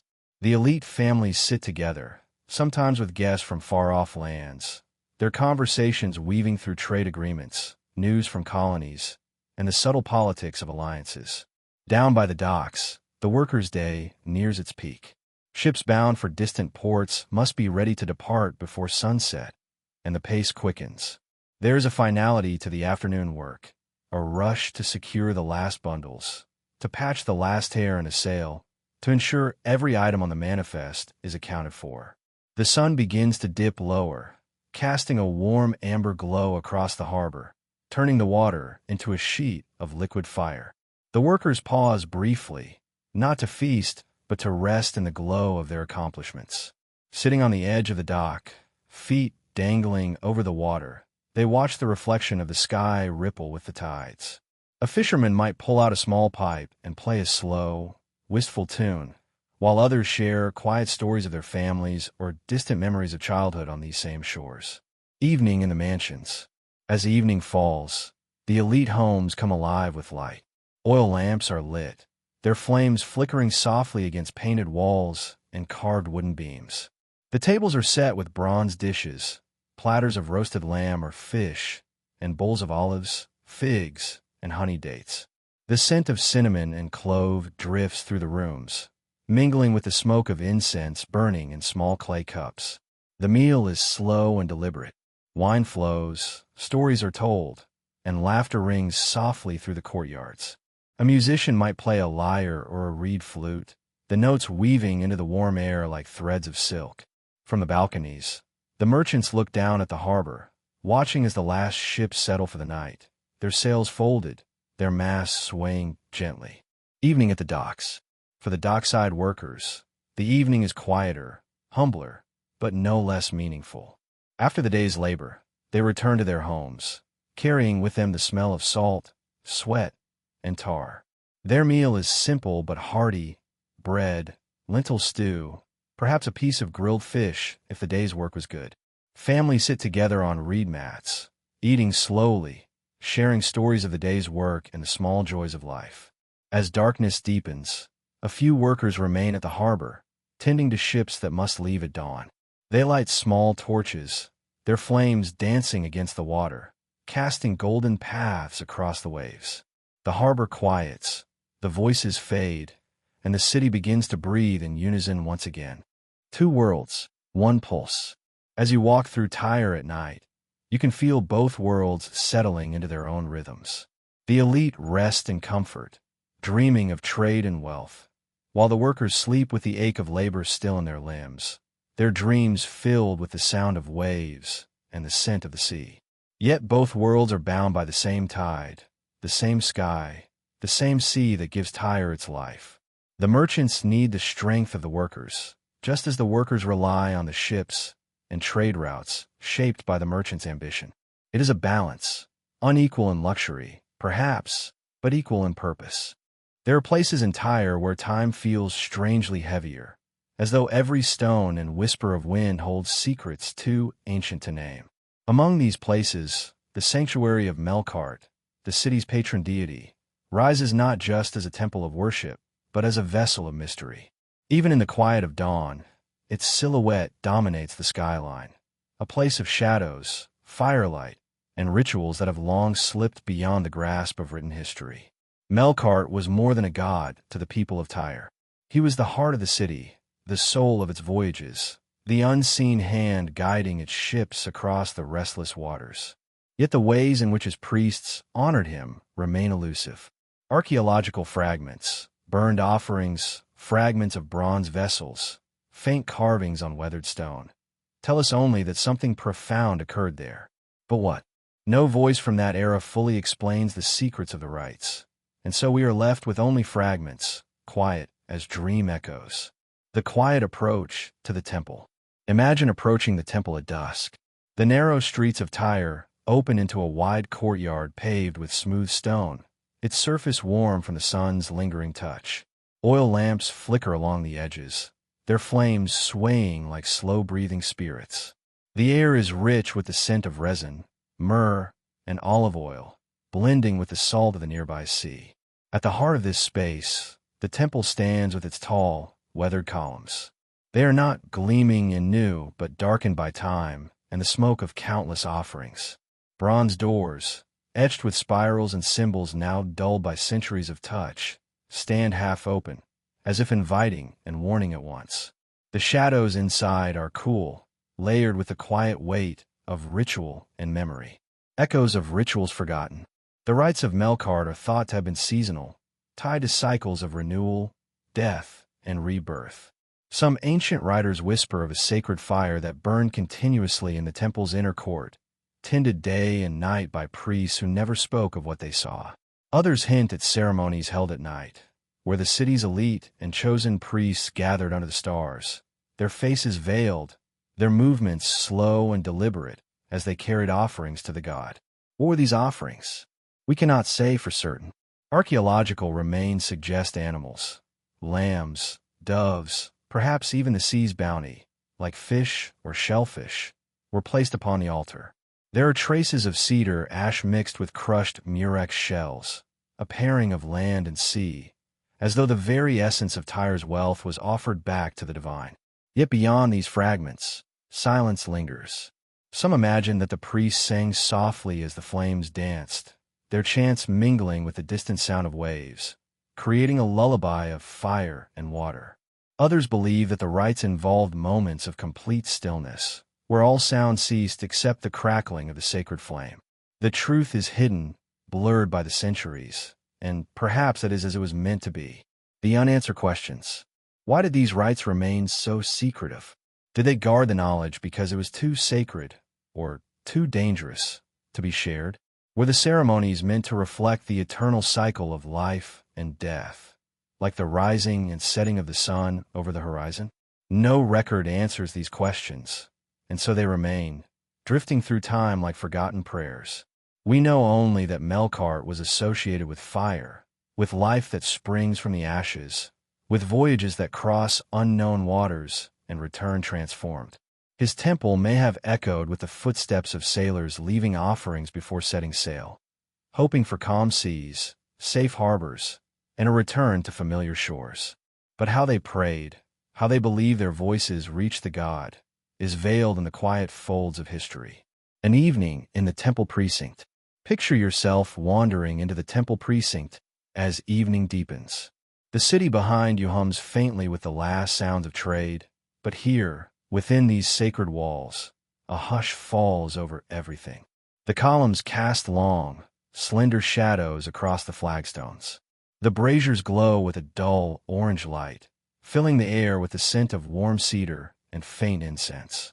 You see a priest, an older man draped in simple linen, his hair tied back with a strand of wool. He does not speak as he tends the fire, his motions slow and deliberate. He sprinkles a handful of powdered resin onto the flames, and they flare briefly, sending a wave of sweet, smoky fragrance through the still air. His face is serene, his eyes half closed, as if listening for something you cannot hear. What words are spoken here, if any? What invocations, whispered to the night? Ask for protection over the ships that sleep in the harbor, their sails furled like folded wings. You can only imagine. The silence is both soothing and unsettling, as though the temple itself holds its breath, waiting for something unseen to arrive. Archaeological shadows. Centuries later, fragments of the sacred world would be uncovered. Small clay figurines of Melkart, bits of bronze tools, scorched stones that hint at ritual fires. Yet these remnants cannot tell the full story. They are pieces of a puzzle with no complete image, like shards of a dream remembered only in flashes. A cracked tablet, its symbols worn almost to nothing, suggests a prayer, but the meaning is elusive, the words like ripples on water. An amphora stained with something dark and rich might have once held wine or oil for an offering. But who poured it? What did they whisper as the liquid spilled into the sacred flame? We do not know. We can only stand among the ruins and let our imaginations drift, like smoke rising into an evening sky. The sleep of history. There is a stillness around these unanswered questions that feels almost like sleep, Just as the mind wanders in dreams, piecing together fragments of memory and feeling, so too does history dream of these rites, half remembered, half lost. If you close your eyes, you might hear the faint echo of sandals brushing against stone, of the murmured chant of priests in the language of the sea. You might see the flicker of torchlight on bronze, the shadow of a hand raising an offering toward a flame. These are not answers, but impressions, soft as the sound of waves at midnight. Twilight reverence. As night falls, the temple glows with a warm, flickering light. You can almost picture the citizens of Tyre standing outside its gates, watching the fire burn within. Some might bow their heads, whispering prayers for safe journeys or good fortune. Others simply watch, feeling comforted by the constancy of the flame, as steady as the stars above. The firelight reflects off the bronze doors, turning them into mirrors of shifting gold. The priests move like shadows, tending the sacred fire, their silhouettes framed by the light and smoke. Beyond the walls, the city slowly quiets, the sounds of trade and labor replaced by the sighing of the sea. It is in this stillness that the mystery of the rites feels most alive, present not in what we know, but in what we do not. The lull of the unknown. There is a softness to mystery that invites sleep, as if the mind finds peace in not knowing every answer. Standing here, with the temple's warmth glowing against the cool night air, you feel that lull settling into your thoughts. The questions that have lingered for centuries. What did they believe? How did they honor their God? What secrets burned in the heart of the flame? Remain unanswered, and perhaps they are meant to. As the night deepens, you turn to leave the precinct. Behind you, the temple stands as it always has, silent, enduring, its columns catching the light of the stars. The fire inside continues to burn, its glow a quiet pulse that bridges past and present. You carry its warmth with you, not as a solved riddle, but as a gentle echo that lingers like a half-forgotten dream. There are whispers, almost too faint to catch, about the way dreams were regarded in the Phoenician world. Not mere fragments of the mind, not idle flickers of imagination, but messages, as soft and elusive as the ripple of moonlight across the sea. To the people of Tyre and Sidon, a dream might hold the voice of Melkart or Astarte, a whisper of warning or a blessing disguised as shadow. And while so little survives of these ancient beliefs, a few threads of stories remain, just enough to conjure a vision of their dream rites and seafarer superstitions. The House of Quiet Sleep. Imagine, just beyond Tyre's busy harbor, a small building with smooth, pale walls. It is known simply as the House of Quiet Sleep. Here, those troubled by restless nights or seeking divine insight would come, offering olive oil, figs, or a coil of incense at the threshold. Within, the space is cool and shadowed, filled with the scent of crushed lavender and burning resin. The attendants of this house, women dressed in linen the color of moonlight, speak little. They guide visitors into narrow chambers with low ceilings, where woven mats rest upon polished stone floors. The mats are dusted with fragrant herbs, their scents rising when touched by the warmth of a body. The room is dim, lit only by a single oil lamp whose flame dances like a quiet guardian. Before sleep, the attendants offer a small bowl of water infused with rosemary and thyme. The guest drinks, then lies down, as a faint chant is whispered, words that speak of safe passage into dreams. There is no promise of clarity, no assurance of meaning. Only the hope that the god or goddess who watches over the sea might visit and sleep. Dreams as currents of the soul. To the Phoenicians, dreams were believed to flow like currents between worlds. They did not simply belong to the sleeper, but were thought to rise from deeper waters, a tide of the divine brushing against the shore of the human mind. A strange dream could be an omen for a ship's voyage, a warning of storms ahead, or a sign of profitable trade to come. It is said that sailors would recount their dreams to one another at dawn, leaning against the warm hulls of their ships as the first light touched the harbor. A dream of calm waters was taken as a blessing, while a dream of a broken rope or a cracked amphora might inspire caution before departure. Some would even return to the House of Quiet Sleep to offer small tokens, shells from the previous voyage, a cup of spiced wine, or a strip of purple cloth, hoping to appease whatever spirit had spoken to them in the night. Seafarer superstitions. The sea, vast and indifferent, demanded both respect and ritual. Phoenician sailors, whose lives were bound to its moods, carried with them a set of superstitions that were as much a part of their voyages as their sails and ropes. Before departure, the day before a ship set sail, it was common for the crew to gather quietly near the bow, offering a libation of wine or oil to the sea. They would pour it slowly, watching the ripples carry the offering outward, believing it to be a gift to the unseen spirits that dwelled beneath the waves. No one spoke during this ritual. The silence was not solemn, but reverent, like the hush of wind before dawn. Protective charms. Sailors often carried small amulets carved from bone or shell, etched with symbols of the sun and stars. These tokens, warmed by their touch, were believed to ward off storms and bring them safely home. Some would tuck them into their belts, others tie them around the mast, where the charm would rattle softly against the wood like a quiet reminder of the god's presence. Signs in the sky. To these mariners, the sky was not only a map but also a voice.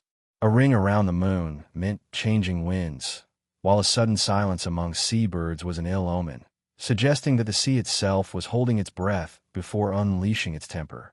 At night, the sailors would watch the constellations, tracing their paths like old, familiar stories written across the heavens. Night watch on the open sea.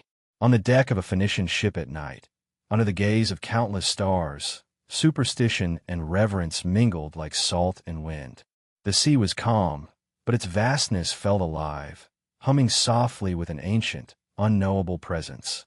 Picture the sailors resting in turns, wrapped in woolen cloaks, their breath rising in slow clouds as they doze lightly against the wooden rails. The night watchman moves quietly, touching the amulet tied to the mast for reassurance. Every so often, he glances at the constellations, Orion, like a hunter poised above the sea, or the Pleiades, sparkling like tiny lanterns in the dark.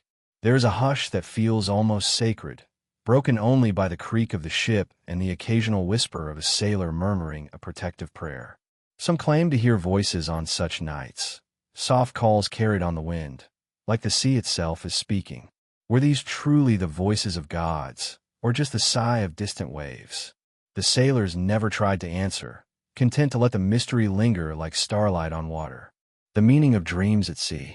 Dreams at sea were given particular weight. A sailor who dreamt of a calm harbor might wake with a smile, confident that the voyage would end in safety. But a dream of a broken sail, or a sinking ship would lead to hushed murmurs among the crew. The captain might even delay departure, choosing to interpret the dream as a divine warning. There were stories of sailors who claimed to dream of Melkart himself, a figure of fire and shadow, standing at the edge of the horizon. Some said he carried a torch that lit the way through storms. Others claimed his presence was both a blessing and a reminder. The sea, like life, could grant riches or take them away without warning. Whispers of forgotten practices. Little is written of these dream rituals. The Phoenicians, though master traders and shipbuilders, left fewer texts than their contemporaries. What we know comes from fragments, lines etched on tablets, notes recorded by outsiders, and the faintest mentions in ancient scrolls. The rest is silence, a silence that feels almost intentional, as if some secrets were meant to dissolve into the waves. Archaeologists have uncovered small sleeping chambers near ancient harbors, rooms with niches for oil lamps and basins for water. Could these have been places where sailors prepared themselves for voyages through dreams? The stones hold no answers. They simply radiate the cool memory of time, leaving us to wonder. The lull of ambiguity. There is something soothing about not knowing, about letting the unanswered questions drift, like ships sailing to places we will never see. To imagine a sailor lying on the deck, gazing at the stars, his dreams blending with the rhythmic rocking of the sea. To imagine the quiet rituals, the pouring of oil, the whisper of a prayer, the touch of a charm polished smooth by years of handling. These are not tales of grandeur, but of small, human moments that ripple through time. The kind of moments that feel closer to dreams than history. Evening reflections. As dusk falls over Tyre, you can almost see them, Sailors gathered in the glow of the harbor fires, their faces lit by amber light, telling each other of dreams they cannot explain. Some smile, some frown, but all listen. The sea waits nearby, silent and immense, as though it, too, listens to these stories. And perhaps that is the greatest mystery, that these forgotten practices, these simple acts of belief and hope, were never meant to be fully understood. They were meant to soothe the heart, to guide the weary, to give shape to the unknown. Like dreams themselves, they exist in the spaces between waking and sleep, between certainty and wonder. The city of Tyre rarely slept completely. While the daytime pulse of trade and labor slowed into whispers after sunset, there were nights, mystical, almost unreal, when the city stirred again, not with the bustle of commerce, but with the glow of soft lanterns and the hush of sacred festivals. These nights were not loud or boisterous like a celebration of triumph. They were dreamlike, slow, and wrapped in reverence, as if the entire city moved under the spell of the moonlight. Imagine standing on the harbor wall during one of these nights. The sea is calm, reflecting the shimmer of dozens, perhaps hundreds, of small floating lanterns, each one carrying a prayer or a memory out to the waves. The sight is almost otherworldly, tiny lights drifting across the dark water like fireflies born of the ocean. There is no shouting or music here, only the quiet murmur of voices, the sound of sandals on stone, and the faint melody of a reed flute that drifts like a sigh on the cool night breeze. The lantern ritual. The lanterns were simple yet beautiful, clay bowls filled with oil, a small wick floating on the surface. Each family in Tyre would prepare one, often inscribing the sides of the bowl with tiny carvings, a star, a fish, a wave, or a symbol of their household deity. The act of making these lanterns was slow, almost meditative. Children would watch with wide eyes as their parents carefully poured the oil, whispered a prayer, and lit the small flame that would carry their thoughts to the sea. As twilight deepened, families and friends would gather along the waterfront, cradling their lanterns. The first flames would flicker to life just as the horizon faded into indigo, their light catching on the water like fragments of the sun's farewell. One by one, the lanterns would be set afloat, released with gentle hands and quiet hearts. Each carried a wish, for safe voyages, for good harvests, for the health of a loved one, or simply for peace in a restless world. From the shore, the lanterns looked like stars that had fallen into the sea, forming constellations that rippled and shimmered with every small wave. The air was filled with the smell of burning oil mixed with the salt of the ocean, a perfume both earthy and ethereal. The sacred night of Melkart. Some nights of lantern rituals coincided with the sacred night of Melkart, the protector god of Tyre. On these evenings, the temple precinct would glow with firelight. Priests, draped in pale robes, would walk slowly to the waterfront, carrying torches lit from the eternal flame of Melkart's sanctuary. It was believed that to light a lantern from this sacred flame would bless the sea itself, ensuring that the ships of Tyre would return safely from their journeys. The priests did not speak loudly. Their chants were low and rhythmic, more like a hum than a song, blending with the sound of the waves. As they approached the water, the crowd would fall silent. There was a sense that something unseen was present, something ancient and vast, watching over the proceedings. When the priests released their lanterns, they did so with both hands, lowering them to the surface as if laying down offerings. The flames would catch the reflection of the stars above, creating a merging of heaven and earth, of sky and sea. For a moment, time felt suspended. Only the soft glow of fire and the deep, dark mirror of the water remained. Shadows and silhouettes. As the night deepened, the harbor transformed into a gallery of shadows and silhouettes. The masts of ships stood tall like black lines drawn against the sky. The lantern light flickered across their hulls, giving them the appearance of sleeping creatures, breathing softly as they rocked with the tide. People lingered along the shore, some kneeling, some standing with arms crossed as they watched their lanterns drift away. Children would cling to their parents, their eyes wide with the wonder of watching their small flame float farther and farther, until it joined the many others and became one of the countless twinkling lights on the water. The mood was not festive in the way of laughter and noise. It was contemplative, a collective exhale of thoughts and prayers. The festival's silence was like a warm blanket, wrapping the entire city in a feeling of shared humility before the mystery of the sea. The fragrance of the night. Lantern nights were filled with smells as much as sights. The air was thick with the soft perfume of cedarwood, smoke rising from small fires, mingling with the sharper scent of burning olive oil. Merchants would bring out baskets of figs and roasted nuts, their warm, sweet aroma drifting through the crowd. Occasionally, the scent of resin from shipyards would cut through, reminding everyone that Tyre's lifeblood was always tied to the sea. In the temple precinct, incense burned continuously, filling the night with the sweet, earthy fragrance of myrrh. It was said that when the wind was right, you could smell this incense far out on the water, guiding sailors back toward the harbor like a beacon of home. Songs for the sea. While the lantern ritual itself was marked by quiet reverence, soft music often accompanied the night. You might hear the gentle notes of a reed flute drifting through the air, its melody slow and winding, like a path through a dream. Sometimes a single drum would sound, not as a beat, but as a pulse, a heartbeat syncing with the waves. Older women, seated on the steps leading down to the water, would hum old sea songs, simple, wordless tunes that had been sung for generations.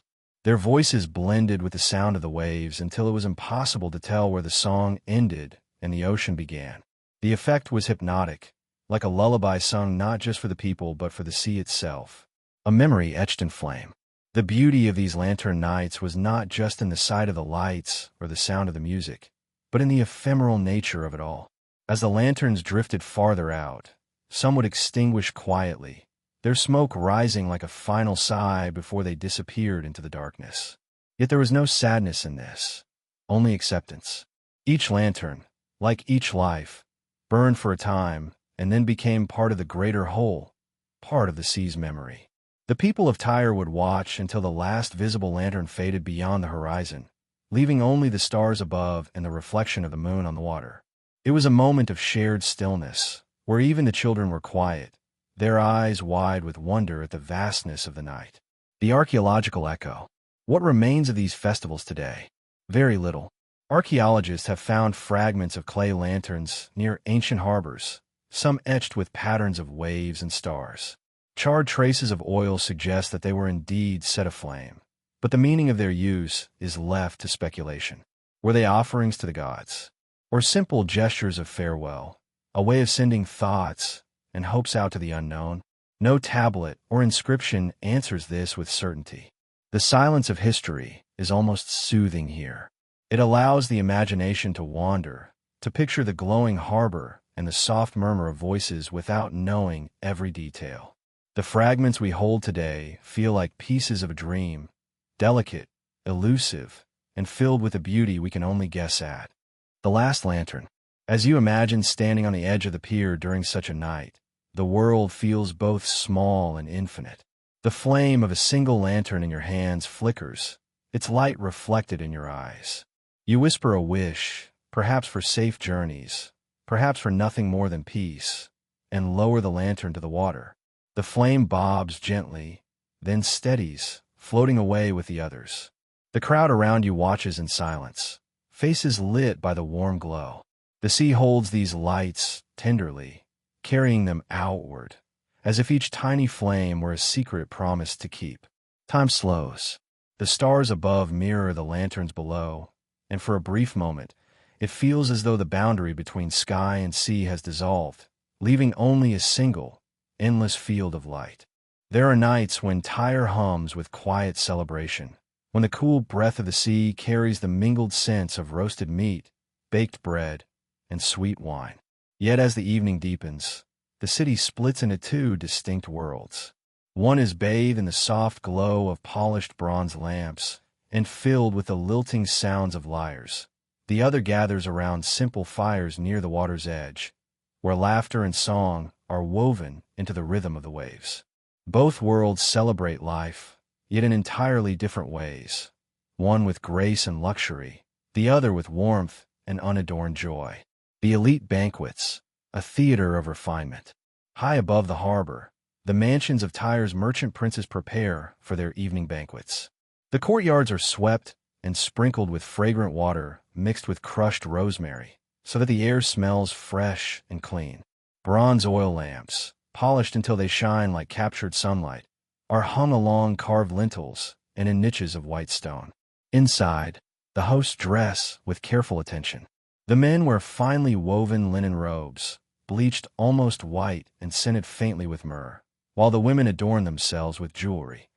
Bronze bracelets shaped like coiled serpents, necklaces of glass beads and carnelian, and delicate pins holding their braided hair in place. A soft glow from oil lamps caresses their faces, highlighting the calm poise of their expressions. The tables are set low, surrounded by cushions covered in embroidered cloth.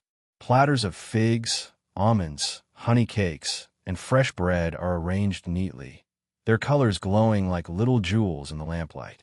Wine, a deep red like garnet, is poured into elegant clay cups, while cool water is kept in amphorae, its surface faintly shimmering.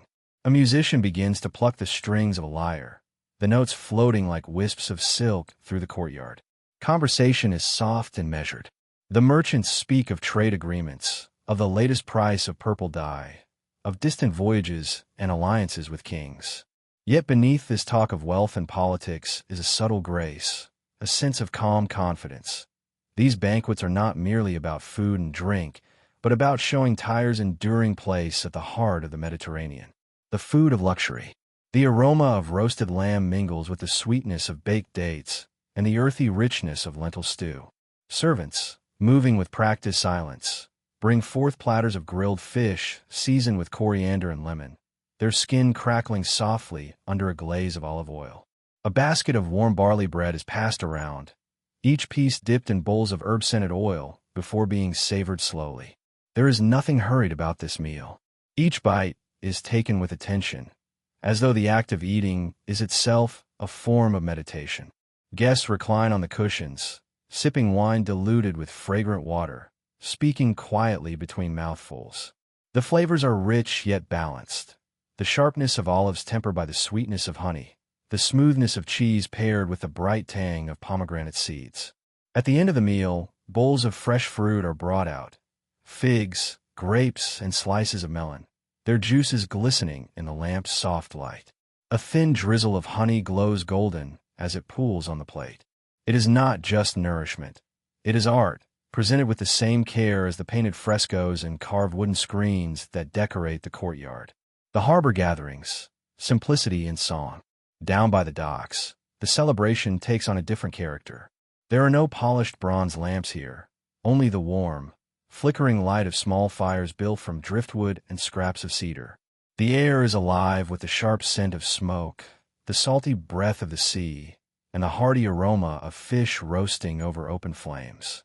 The workers and sailors, their day's labor behind them, gather in loose circles on wooden crates or rolled up fishing nets. They eat simply, grilled fish seasoned with sea salt, thick slices of bread, and bowls of lentil stew cooked slowly in clay pots. The wine here is rougher, poured from simple jugs into clay cups that have been worn smooth from many hands. Yet the taste of it is no less satisfying, warmed by the laughter and company that surrounds it. The soundscape is livelier than the quiet banquets above. Someone plucks a crude string instrument, its melody uneven but heartfelt. Another taps a rhythm on an overturned amphora, while a young boy whistles along. The songs are not rehearsed, but flow naturally. Sea shanties that tell of distant ports, of storms endured and loves left behind. Their voices rise and fall like the tide, carrying a warmth that no gilded palace could match.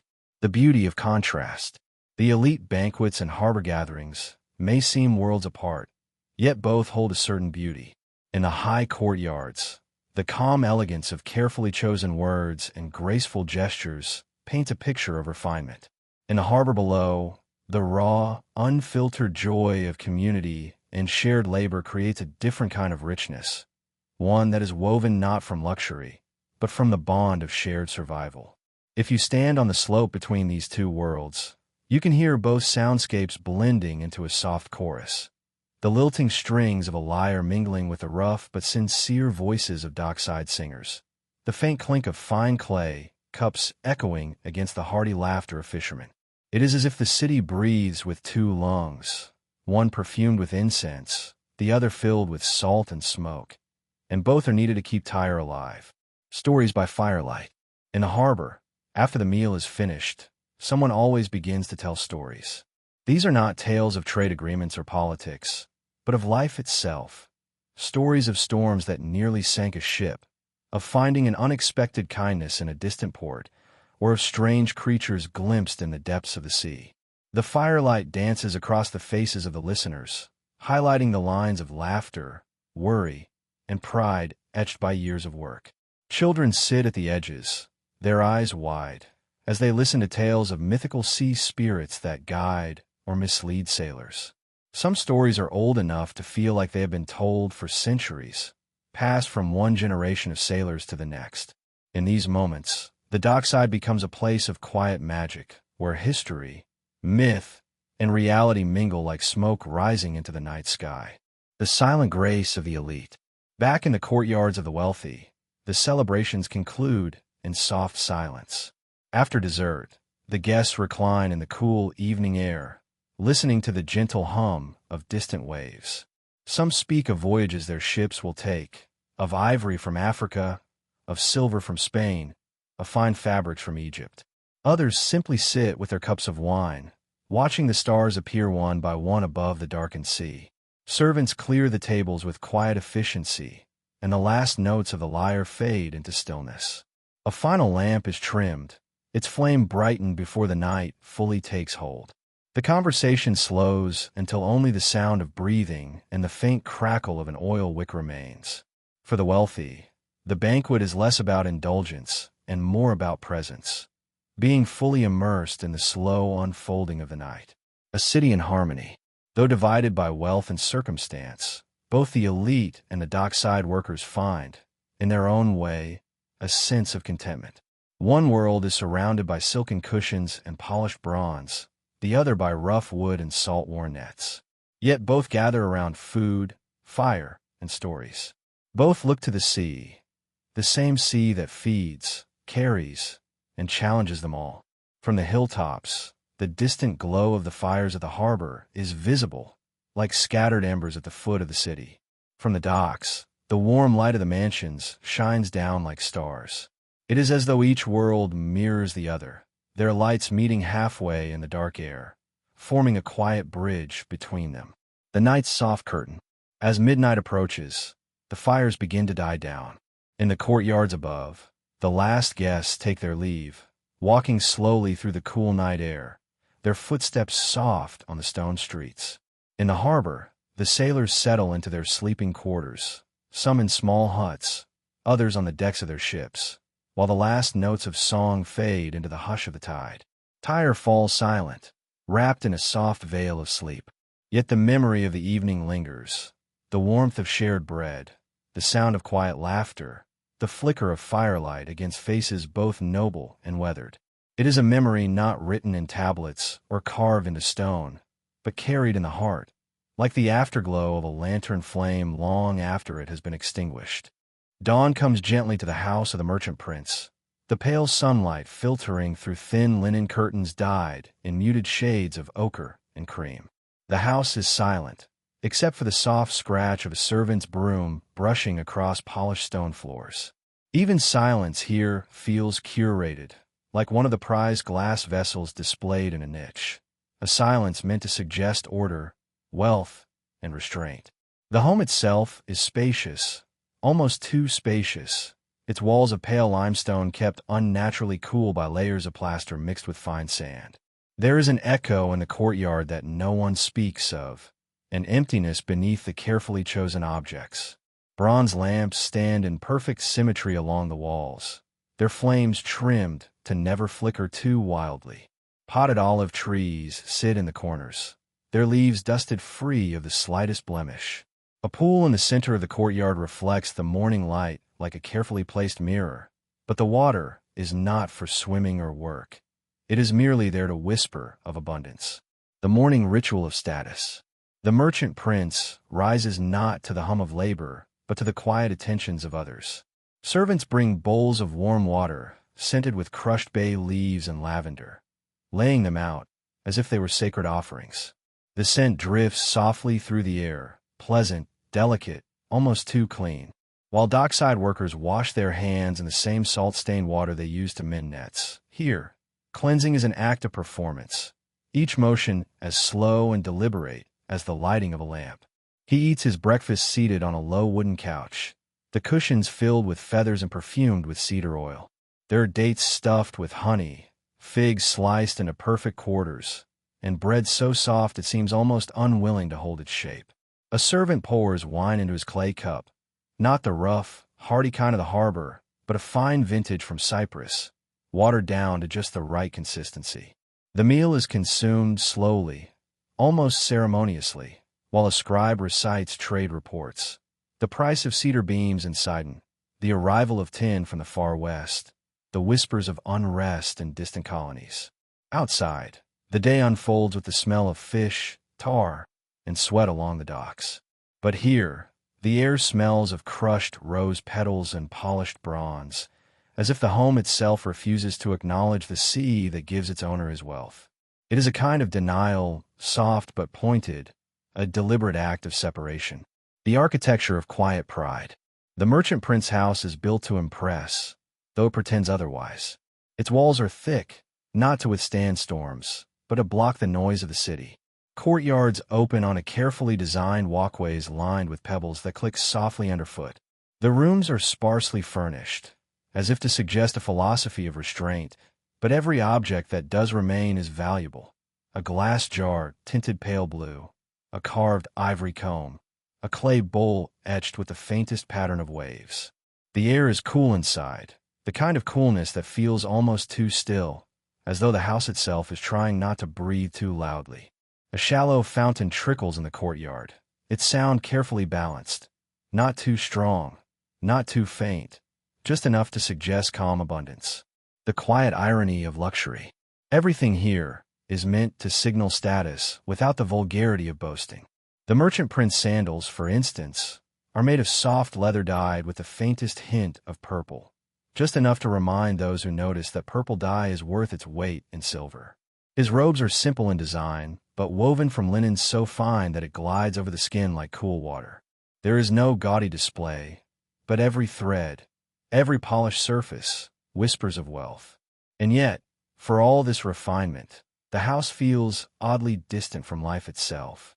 The fruit is perfect, but never as sweet as the figs ripened under the open sun by the harbor. The bread is soft, but without the warm crackle of wood smoke clinging to its crust.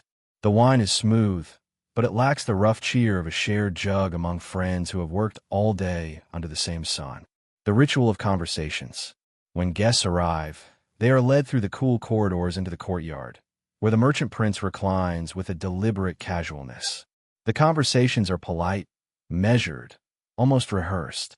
They talk of trade winds, prices, and distant markets, never of the real labor that brings wealth to their tables.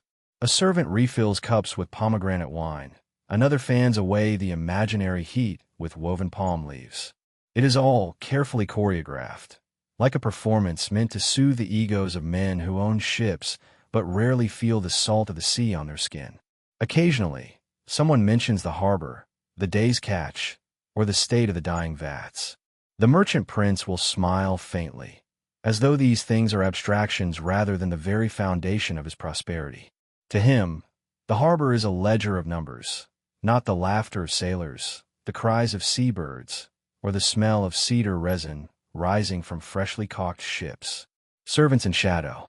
While the merchant prince discusses profits and alliances, the servants move quietly in the background, as unobtrusive as ghosts.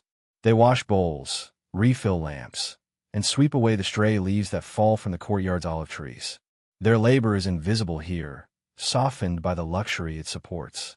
There is no laughter among the servants, only quick glances and silent understanding. They know the rhythms of this house, as well as the sailors know the rhythm of waves, when to pour, when to bow, when to disappear. Their world is one of constant, muted motion, always circling around the stillness of the man they serve. The noon meal. By midday, when the heat outside is fierce and the stones of the street burn to the touch. The merchant prince is served a second meal.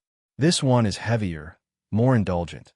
Roasted lamb with a glaze of figs and honey, fresh cheese wrapped in leaves, olives soaked in oil and sprinkled with herbs. Bowls of lentil stew, rich and savory, are brought to the table along with loaves of warm bread, their tops brushed with sesame seeds. The smell of the meal drifts through the house, sweet, earthy, rich, while the outside world bakes under the relentless sun. Workers on the docks wipe their brows and chew on coarse bread with salt, their shoulders bent under crates of amphory. Here, in the courtyard, a man takes his time, dipping his bread with deliberate slowness, speaking lazily of ship schedules. His tone is unhurried as the drip of the fountain beside him. Afternoons of leisure. After the meal, the merchant prince retires to the shade. He rests on a low couch, the fabric cool and smooth against his skin, while a servant fans the air. Sometimes he sleeps lightly, lulled by the trickle of water and the distant hum of the city. Other times, he has a scribe read aloud from clay tablets, accounts of trade, records of past deals, even fragments of poetry. The afternoon drifts slowly here, as if time itself is softened by luxury. Outside the walls, the city swelters and bustles. But within these cool corridors, life is measured by the slow passage of shadows, by the faint movements of light on polished stone. Evening preparations. As evening approaches, the household prepares once again for guests. Lamps are refilled with fresh oil, their flames adjusted to burn steady and bright. Cushions are fluffed, tables wiped clean, and incense lit, its sweet smoke curling upward like thin ribbons of perfume. The merchant prince dresses in another robe, this one slightly darker, its weave so fine that it glows faintly under lamplight. There is no hurry. He moves slowly, as though the entire night exists only to accommodate his measured pace. The calm irony. For all its beauty, this lifestyle feels strangely fragile. It depends on the endless labor of others, the dockside workers who load cedar beams, the sailors who risk storms, the dyers who crush thousands of murex shells for a few drops of purple. Yet here, within the walls of the merchant prince's house, there is no mention of their names, no echo of their voices. The wealth they create arrives cleansed of sweat and salt, as if it were conjured from the air rather than earned through toil. There is irony in the perfection of this world. The merchant prince lives surrounded by the finest cloth, the richest foods, and the sweetest scents, yet he rarely touches the raw elements of life. His hands are smooth, his sandals clean. He knows the price of every amphora, but not the feel of ropes strained under weight, the heat of a ship's deck under the noon sun, or the satisfaction of eating a meal earned with labor. Nightfall in the mansion. As night falls, the house glows softly, its bronze lamps casting golden circles on the stone walls. The sounds of the harbor reach faintly through the windows, the laughter of workers, the distant call of a night fisherman, the splash of water against wooden hulls. These sounds are softened here, transformed into something almost musical, as if the world outside is merely a backdrop. The merchant prince lies back on his couch, sipping wine while a servant plays a slow, haunting melody on a flute. He closes his eyes. Perhaps he dreams of distant ports, of silver coins and purple cloth. Or perhaps he dreams of nothing at all, only of silence, of stillness, of a world that always moves at his command. The first light of dawn does not arrive gently at the harbor. It creeps in with the cry of seabirds, the splash of water against worn planks, and the faint, metallic clink of tools. The dockside is awake long before the sun rises, stirred by the movements of men who cannot afford to sleep as long as the merchant prince is above. Here, at the edge of the city, the air is sharper, saltier, filled with the smell of tar and damp rope. The stones underfoot are slick from the night tide, and the shadows of ships stretch long and black across the water. In these early hours, the dockside workers gather like ghosts, their faces half hidden beneath the hoods of coarse linen cloaks. Their breaths rise in pale clouds as they lift, tie, and haul. There are no servants here, only hands hardened by years of hauling cedar beams and heavy amphory. Each man's palm is a map of scars, burns, and calluses. Their clothes are plain, often patched, the fabric stiff with salt and sweat. Yet there is a quiet strength in the way they move, a rhythm that comes not from wealth but from endurance. The humble morning meal. Breakfast is a brief, unceremonious affair. A hunk of barley bread, still warm from the small clay oven near the waterfront, is torn and dipped into bowls of olive oil. A few dates or figs are shared among friends. There is no delicate plating, no fine clay cups. Wine, if it appears at all, is rough and sharp, stored in small leather skins rather than amphorae adorned with painted designs. The meal is taken sitting on crates or coiled ropes, feet dangling inches from the water. A breeze stirs the harbor, carrying with it the faint sweetness of cedar wood from the shipyards and the sharp scent of tar, where workers have been sealing the hulls. Someone murmurs a prayer for calm seas and steady winds. The others nod, not in solemnity, but in a quiet, unspoken agreement that the day ahead will test them all. The labor of morning. By the time the sun begins to rise above the eastern horizon, the harbor is alive. Workers swarm the piers like ants, lifting crates of olive oil and wine onto ships bound for distant lands. The soundscape is rough and full, the thud of wooden crates hitting planks, the splash of water as ropes are dropped, the strained groan of pulleys bearing weight. There is a certain choreography to it all. 2 men push a cart of amphorae, while another checks the ropes for fraying. A fourth calls out a brief warning before a heavy cedar beam is hoisted into place. These movements are not graceful, but they are precise, born from muscle memory and necessity. Each action carries the weight of survival. The sun climbs higher, and the day grows warmer. Sweat darkens the backs of tunics, mixing with the dust and salt of the harbor. A worker pauses to wipe his brow with the back of his hand, leaving a streak of tar across his forehead. He takes a slow breath, glances at the water, and then continues. There is no pause for comfort, only brief moments of rest stolen between tasks. The scent of the harbor. The air is thick with scents that cling to the memory long after one leaves. Fish drying on racks, seaweed baking under the sun, the acrid tang of oil lamps burning in the dying quarter nearby. And beneath it all, the constant, almost metallic smell of salt water, sharp and alive. It is not a perfumed air, but it is honest. It smells of life earned, not curated. There is also the earthy aroma of bread baking in small communal ovens, where women bring simple dough to cook on hot clay slabs. The smell drifts across the harbor, blending with the faint sweetness of dates being roasted nearby. It is a scent that feels both humble and comforting, a reminder of the small, necessary pleasures that make the day bearable. The midday pause. When the sun reaches its peak, the labor slows just enough for a short meal. Workers gather in the shadow of a warehouse or beneath the hull of a ship under repair, their backs pressed against the cool, tar-stained wood. The meal is simple, flatbread dipped in lentil stew, a handful of olives, and, if fortune is kind, a piece of salted fish. The conversation during these moments is quiet. No one speaks of trade agreements or distant markets. They talk of family, of children running barefoot through the alleys, of the price of bread and the gossip of the market. Sometimes they speak of the sea itself, of storms that almost took their ships, of strange shapes seen beneath the waves, of the deep silence one feels when far from land. The afternoon grind. The work resumes with the same relentless rhythm. The docks are hot now, the wooden planks almost burning under the sun. The ropes are rough and sticky with tar, leaving marks on the workers' hands. A breeze might come now and then, but it is brief, carrying only the salty sting of the sea before vanishing again. There is a moment when a worker pauses to watch a ship pulling out of the harbor.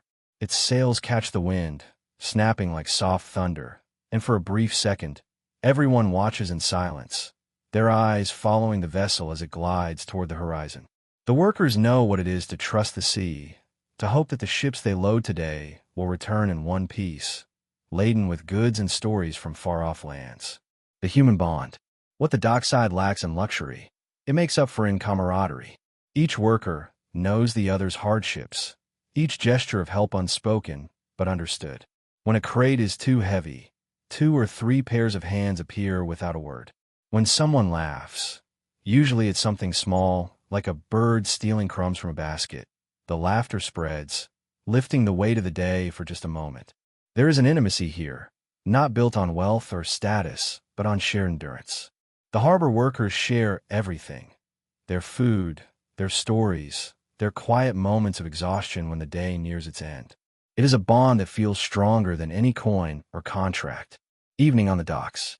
As the sun begins its descent, the work winds down. Ships are secured, nets coiled, and the tools put away for the night. The smell of cooking returns, fish grilling over small fires, lentils simmering in clay pots. The workers gather in circles, their faces lit by the flicker of flames, their shadows stretching long across the planks. Someone produces a crude flute, playing a simple melody that carries across the water. Others join in with humming or soft clapping. The sound is raw, unpolished, but it fills the night with warmth. Children dart around the fires, their laughter mingling with the music. For a moment, the harshness of the day is forgotten, replaced by a simple joy that does not need gold or purple dye to shine. The contrast that endures. From the docks, the lights of the merchant prince's homes are visible, tiny glowing windows high above, like stars pinned to the dark cliffs. The workers glance at them now and then, not with envy, but with a kind of detached acknowledgement. Those lights belong to another world, a world of silken cushions and measured voices. Down here, the world is rougher, but it feels alive. There is irony in the fact that the wealth above is built on the backs of those below, yet few speak of it. It is understood, unchanging like the tide. The workers know their place, but they also know the pride of their labor.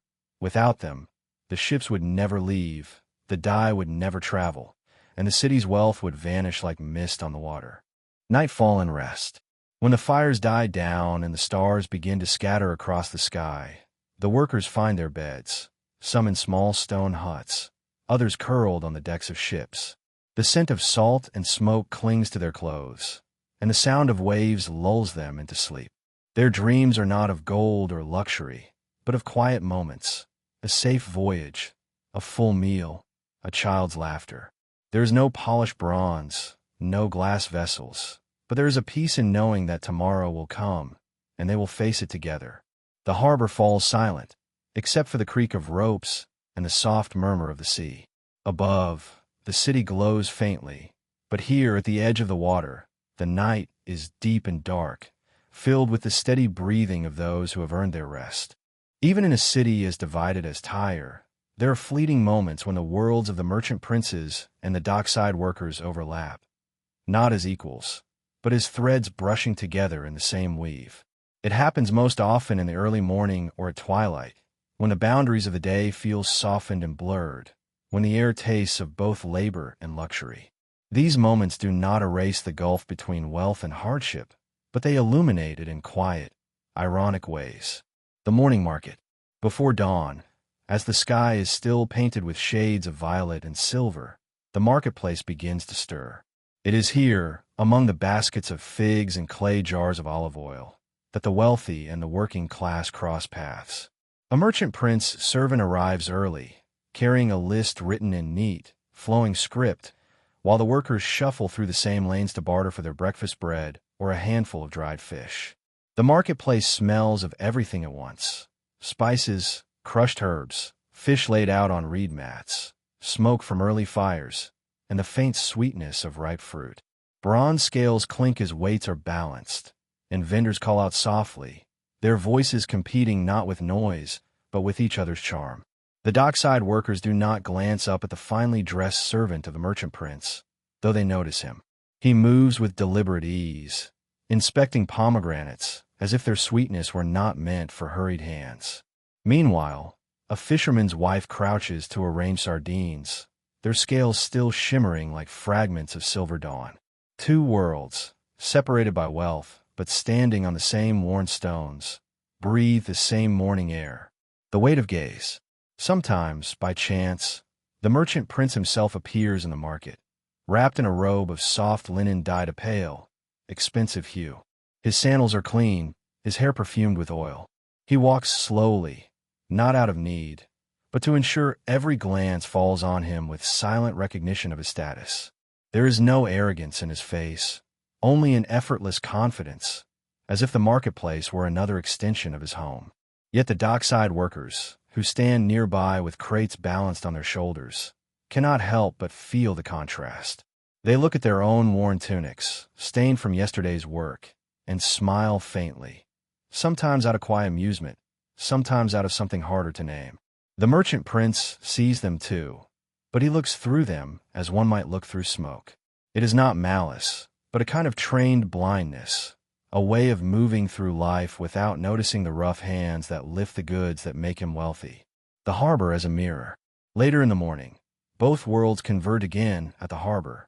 The merchant prince comes to inspect the loading of his ships, standing on the pier with a scribe beside him, writing down quantities of cedar, amphorae of wine, and jars of purple dye. The workers, their shoulders straining under heavy loads, avoid eye contact as they pass. Yet they feel his presence like heat from the sun. It is not that they dislike him. Without his wealth, there would be no ships, no goods to move. But there is a quiet, unspoken distance between them. One worker pauses to rest, his breath coming hard and fast. He watches the merchant prince lift a clay cup of spiced wine offered by a servant, and for a moment, something like a shadow passes through his gaze. It is not envy, but a kind of wondering. Does the man even know how heavy these crates are? Does he know the way salt burns in the cuts of the skin, or how the midday sun feels when there is no shade? The ritual of midday. By noon, the city divides itself again. The merchant prince returns to his cool courtyard, where cushions wait and the fountain murmurs like a quiet companion. He reclines, sipping diluted wine, while listening to his scribe read out reports. His meal is carefully prepared: grilled fish drizzled with lemon, soft cheese wrapped in herbs, and figs soaked in honey. Every detail is chosen to please the senses, yet he eats without urgency, as if he has all the time in the world. At the same hour, the dockside workers crouch in the narrow shade of a warehouse wall. Their meal is simple: bread broken by hand, olives shared from a clay bowl, and water carried in small jars still warm from the sun. There is laughter here, a kind of ease that has nothing to do with fine wine or cushions. They joke about the way a crate nearly slipped, or how a gull stole a piece of bread, their voices rising freely into the open air. There is irony in this contrast. The merchant prince dines surrounded by abundance, but often in near silence, while the workers, with so little, fill their short break with warmth and camaraderie. The afternoon divide. When the heat of the afternoon presses down on the city, the elite retreat further into the cool shadows of their homes. The merchant prince might dictate letters to distant trade partners, or spend an hour gazing at the horizon from his balcony, sipping a cup of pomegranate juice. The workers, however, cannot retreat. The ships must be readied, the ropes tightened, the amphorae shifted into balance. Their muscles ache, their skin glistens with sweat, but they move with a determination born not of choice, but of necessity. A passing breeze brings the scent of lavender and oil from the merchant houses above, mixing strangely with the tar and salt of the docks below. The two worlds breathe the same air, yet the textures of their days are so different they might as well exist in separate times. Moments of intersection. And yet, there are rare moments when the distance narrows. A merchant prince might pause to watch as a sailor ties a complex knot with skillful precision, or as workers maneuver a heavy cedar beam with silent coordination. In those moments, he may feel a flicker of respect, though he will never voice it aloud. Conversely, a worker might glance at the merchant's fine linen robe and think, not with jealousy, but with curiosity, what is it like to live without strain, without dirt under your nails or salt stinging your eyes? These fleeting moments of recognition pass like ripples on water, subtle and unspoken. Evening encounters. As twilight approaches, the city softens. The marketplace closes, the last ships are tied down, and both the elite and the workers step into the evening with different expectations. The merchant prince's courtyard fills with the glow of bronze lamps, the scent of spiced wine, and the soft notes of a lyre played by a hired musician. His guests recline on cushions, speaking in careful tones about trade routes and the quality of Egyptian linen. Down at the harbor, fires are lit using scraps of wood and leftover tar. Workers gather in small groups, their faces flickering with firelight, their laughter free of pretense. They drink wine from clay cups, rough and smoky, and tell stories of storms that nearly tore their ships apart, or of distant markets filled with colors and smells that few can imagine. The two worlds share the same night sky, the same stars glittering above. The difference lies only in how they experience them. One from a balcony with polished cups and perfumed air, the other from a wooden dock, feet dangling over the cool, lapping waves. The quiet irony of celebration. If you step back and look at the city from the shoreline, the lights of both worlds blur into one soft glow. The laughter from the harbor mixes faintly with the distant music from the mansions, creating a single tapestry of sound. It is almost as if Tyre itself breathes with one rhythm, despite the gulf between its people. And yet, there is an irony here. While the elites savor their carefully curated luxuries, the workers find joy in the rough, unpolished moments, a shared loaf of bread, a song sung off-key, a quiet silence watching the moon rise over the sea. Luxury, for all its beauty, sometimes forgets the raw pulse of life that the dockside holds in abundance. Nightfall, two worlds dreaming. When night deepens, the city finally rests. The merchant prince retires to a soft bed, its linen scented with crushed herbs, while the workers sleep on mats or under the open stars. Both worlds, so different, dream of the same sea, the same horizon that promises riches, danger, and adventure. The difference is this: the merchant dreams of ships returning heavy with goods, while the worker dreams of simply being on solid land after a long journey, holding his child in his arms. Both dreams are real, both valid, both shaped by the same winds and waves. Evening arrives in Tyre with the gentleness of a veil being drawn across the sky. The city, so alive with voices and footsteps during the day, slows as the sun sinks, its golden light softening into rose, then violet, and finally into the deep indigo of night. Shadows stretch across the streets, and the faint sound of waves takes on a sharper, more distinct presence. The rhythm of the sea becomes the city's heartbeat, steady and timeless. It is in these quiet hours that Tyre reveals its two faces most clearly: the refined courtyards of the elite and the rugged docks of the workers, each preparing for the night in its own way, each following rituals shaped by wealth, necessity, and memory. And though they live in different worlds, both share this same slow descent into the hush of evening. The elite's dimming courtyards. As dusk deepens, servants in the merchant prince's home begin their silent work. They move through the spacious rooms with practiced precision, trimming the wicks of bronze oil lamps so that the flames burn steady, casting circles of warm light against the pale walls. The scent of olive oil mingles with crushed herbs scattered on the floor to keep the air fresh: bay, lavender, and rosemary, their earthy fragrances curling softly through the halls. In the inner courtyard, the shallow pool reflects the first stars, its surface rippling gently as a servant drops petals of jasmine onto the water. It is an unnecessary gesture, meant not for any practical purpose, but to remind those who enter that beauty is always tended here, even in the smallest detail. The merchant prince reclines on a low couch, sipping diluted wine while the last meal of the day is prepared. He does not rush. His voice, when he speaks, is slow and deliberate, giving instructions about tomorrow's shipments and the merchants he will meet. A musician begins to pluck at a lyre, the melody faint and meandering, like water flowing over smooth stones. The evening meal is as much a ritual as the food itself. Flat platters hold roasted fish drizzled with lemon, warm barley bread sprinkled with sesame seeds, bowls of figs, and small dishes of olives glistening with oil. The air is filled with the sweet aroma of honey cakes cooling on clay plates. Yet for all its abundance, the meal is quiet, almost restrained. Conversations drift like smoke, low, careful, and punctuated by long silences. The dockside fires. Meanwhile, down by the harbor, the workers prepare their own evening in a far simpler but more lively way.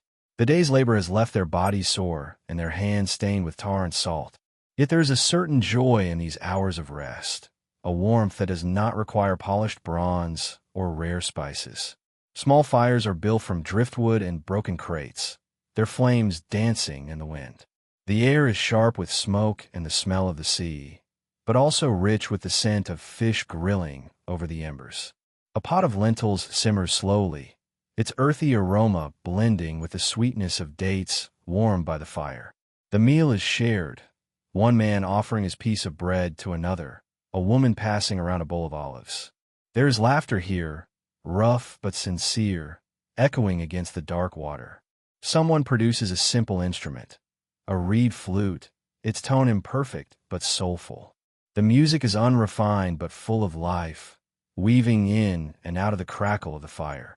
A few of the younger workers begin to sing, their voices carrying a melody of the sea, of voyages and storms, and the longing for home. Others join in, their voices blending into a chorus that seems to rise toward the stars. The ritual of watching the sea, both the elite and the workers, in their own way, in their evenings by turning their eyes toward the sea. For the merchant prince, it is from a balcony high above the harbor, where the water glitters faintly in the starlight. He stands with a cup of wine in his hand, gazing out at the ships moored below. Each vessel represents wealth, ambition, and a promise of tomorrow. He studies them not as objects of beauty, but as numbers, calculations of profit and risk. For the dockside worker, the view is closer, more immediate. He sits on the edge of a wooden pier, his feet dangling above the dark waves. He does not see numbers or ledgers. He sees the ships as living creatures, each one a story he has touched with his own hands. The ropes he has tied, the crates he has loaded, all of it floats there in the night, quietly waiting for the next journey. There is an intimacy in how he watches the sea.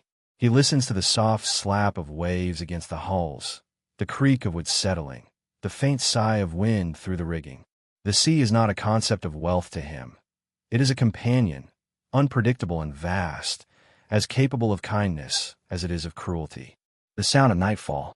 The city's soundscape changes as night deepens. The shouts of traders and the clatter of carts are replaced by the whisper of wind through narrow alleys. The elite homes echo with soft music, lyres, flutes, and sometimes the faint hum of a voice singing an old melody. Down by the docks, the fires crackle and the laughter of workers fades to murmurs, replaced by the lull of the waves. There is a moment, just after the first stars appear, when the entire city feels as if it has paused.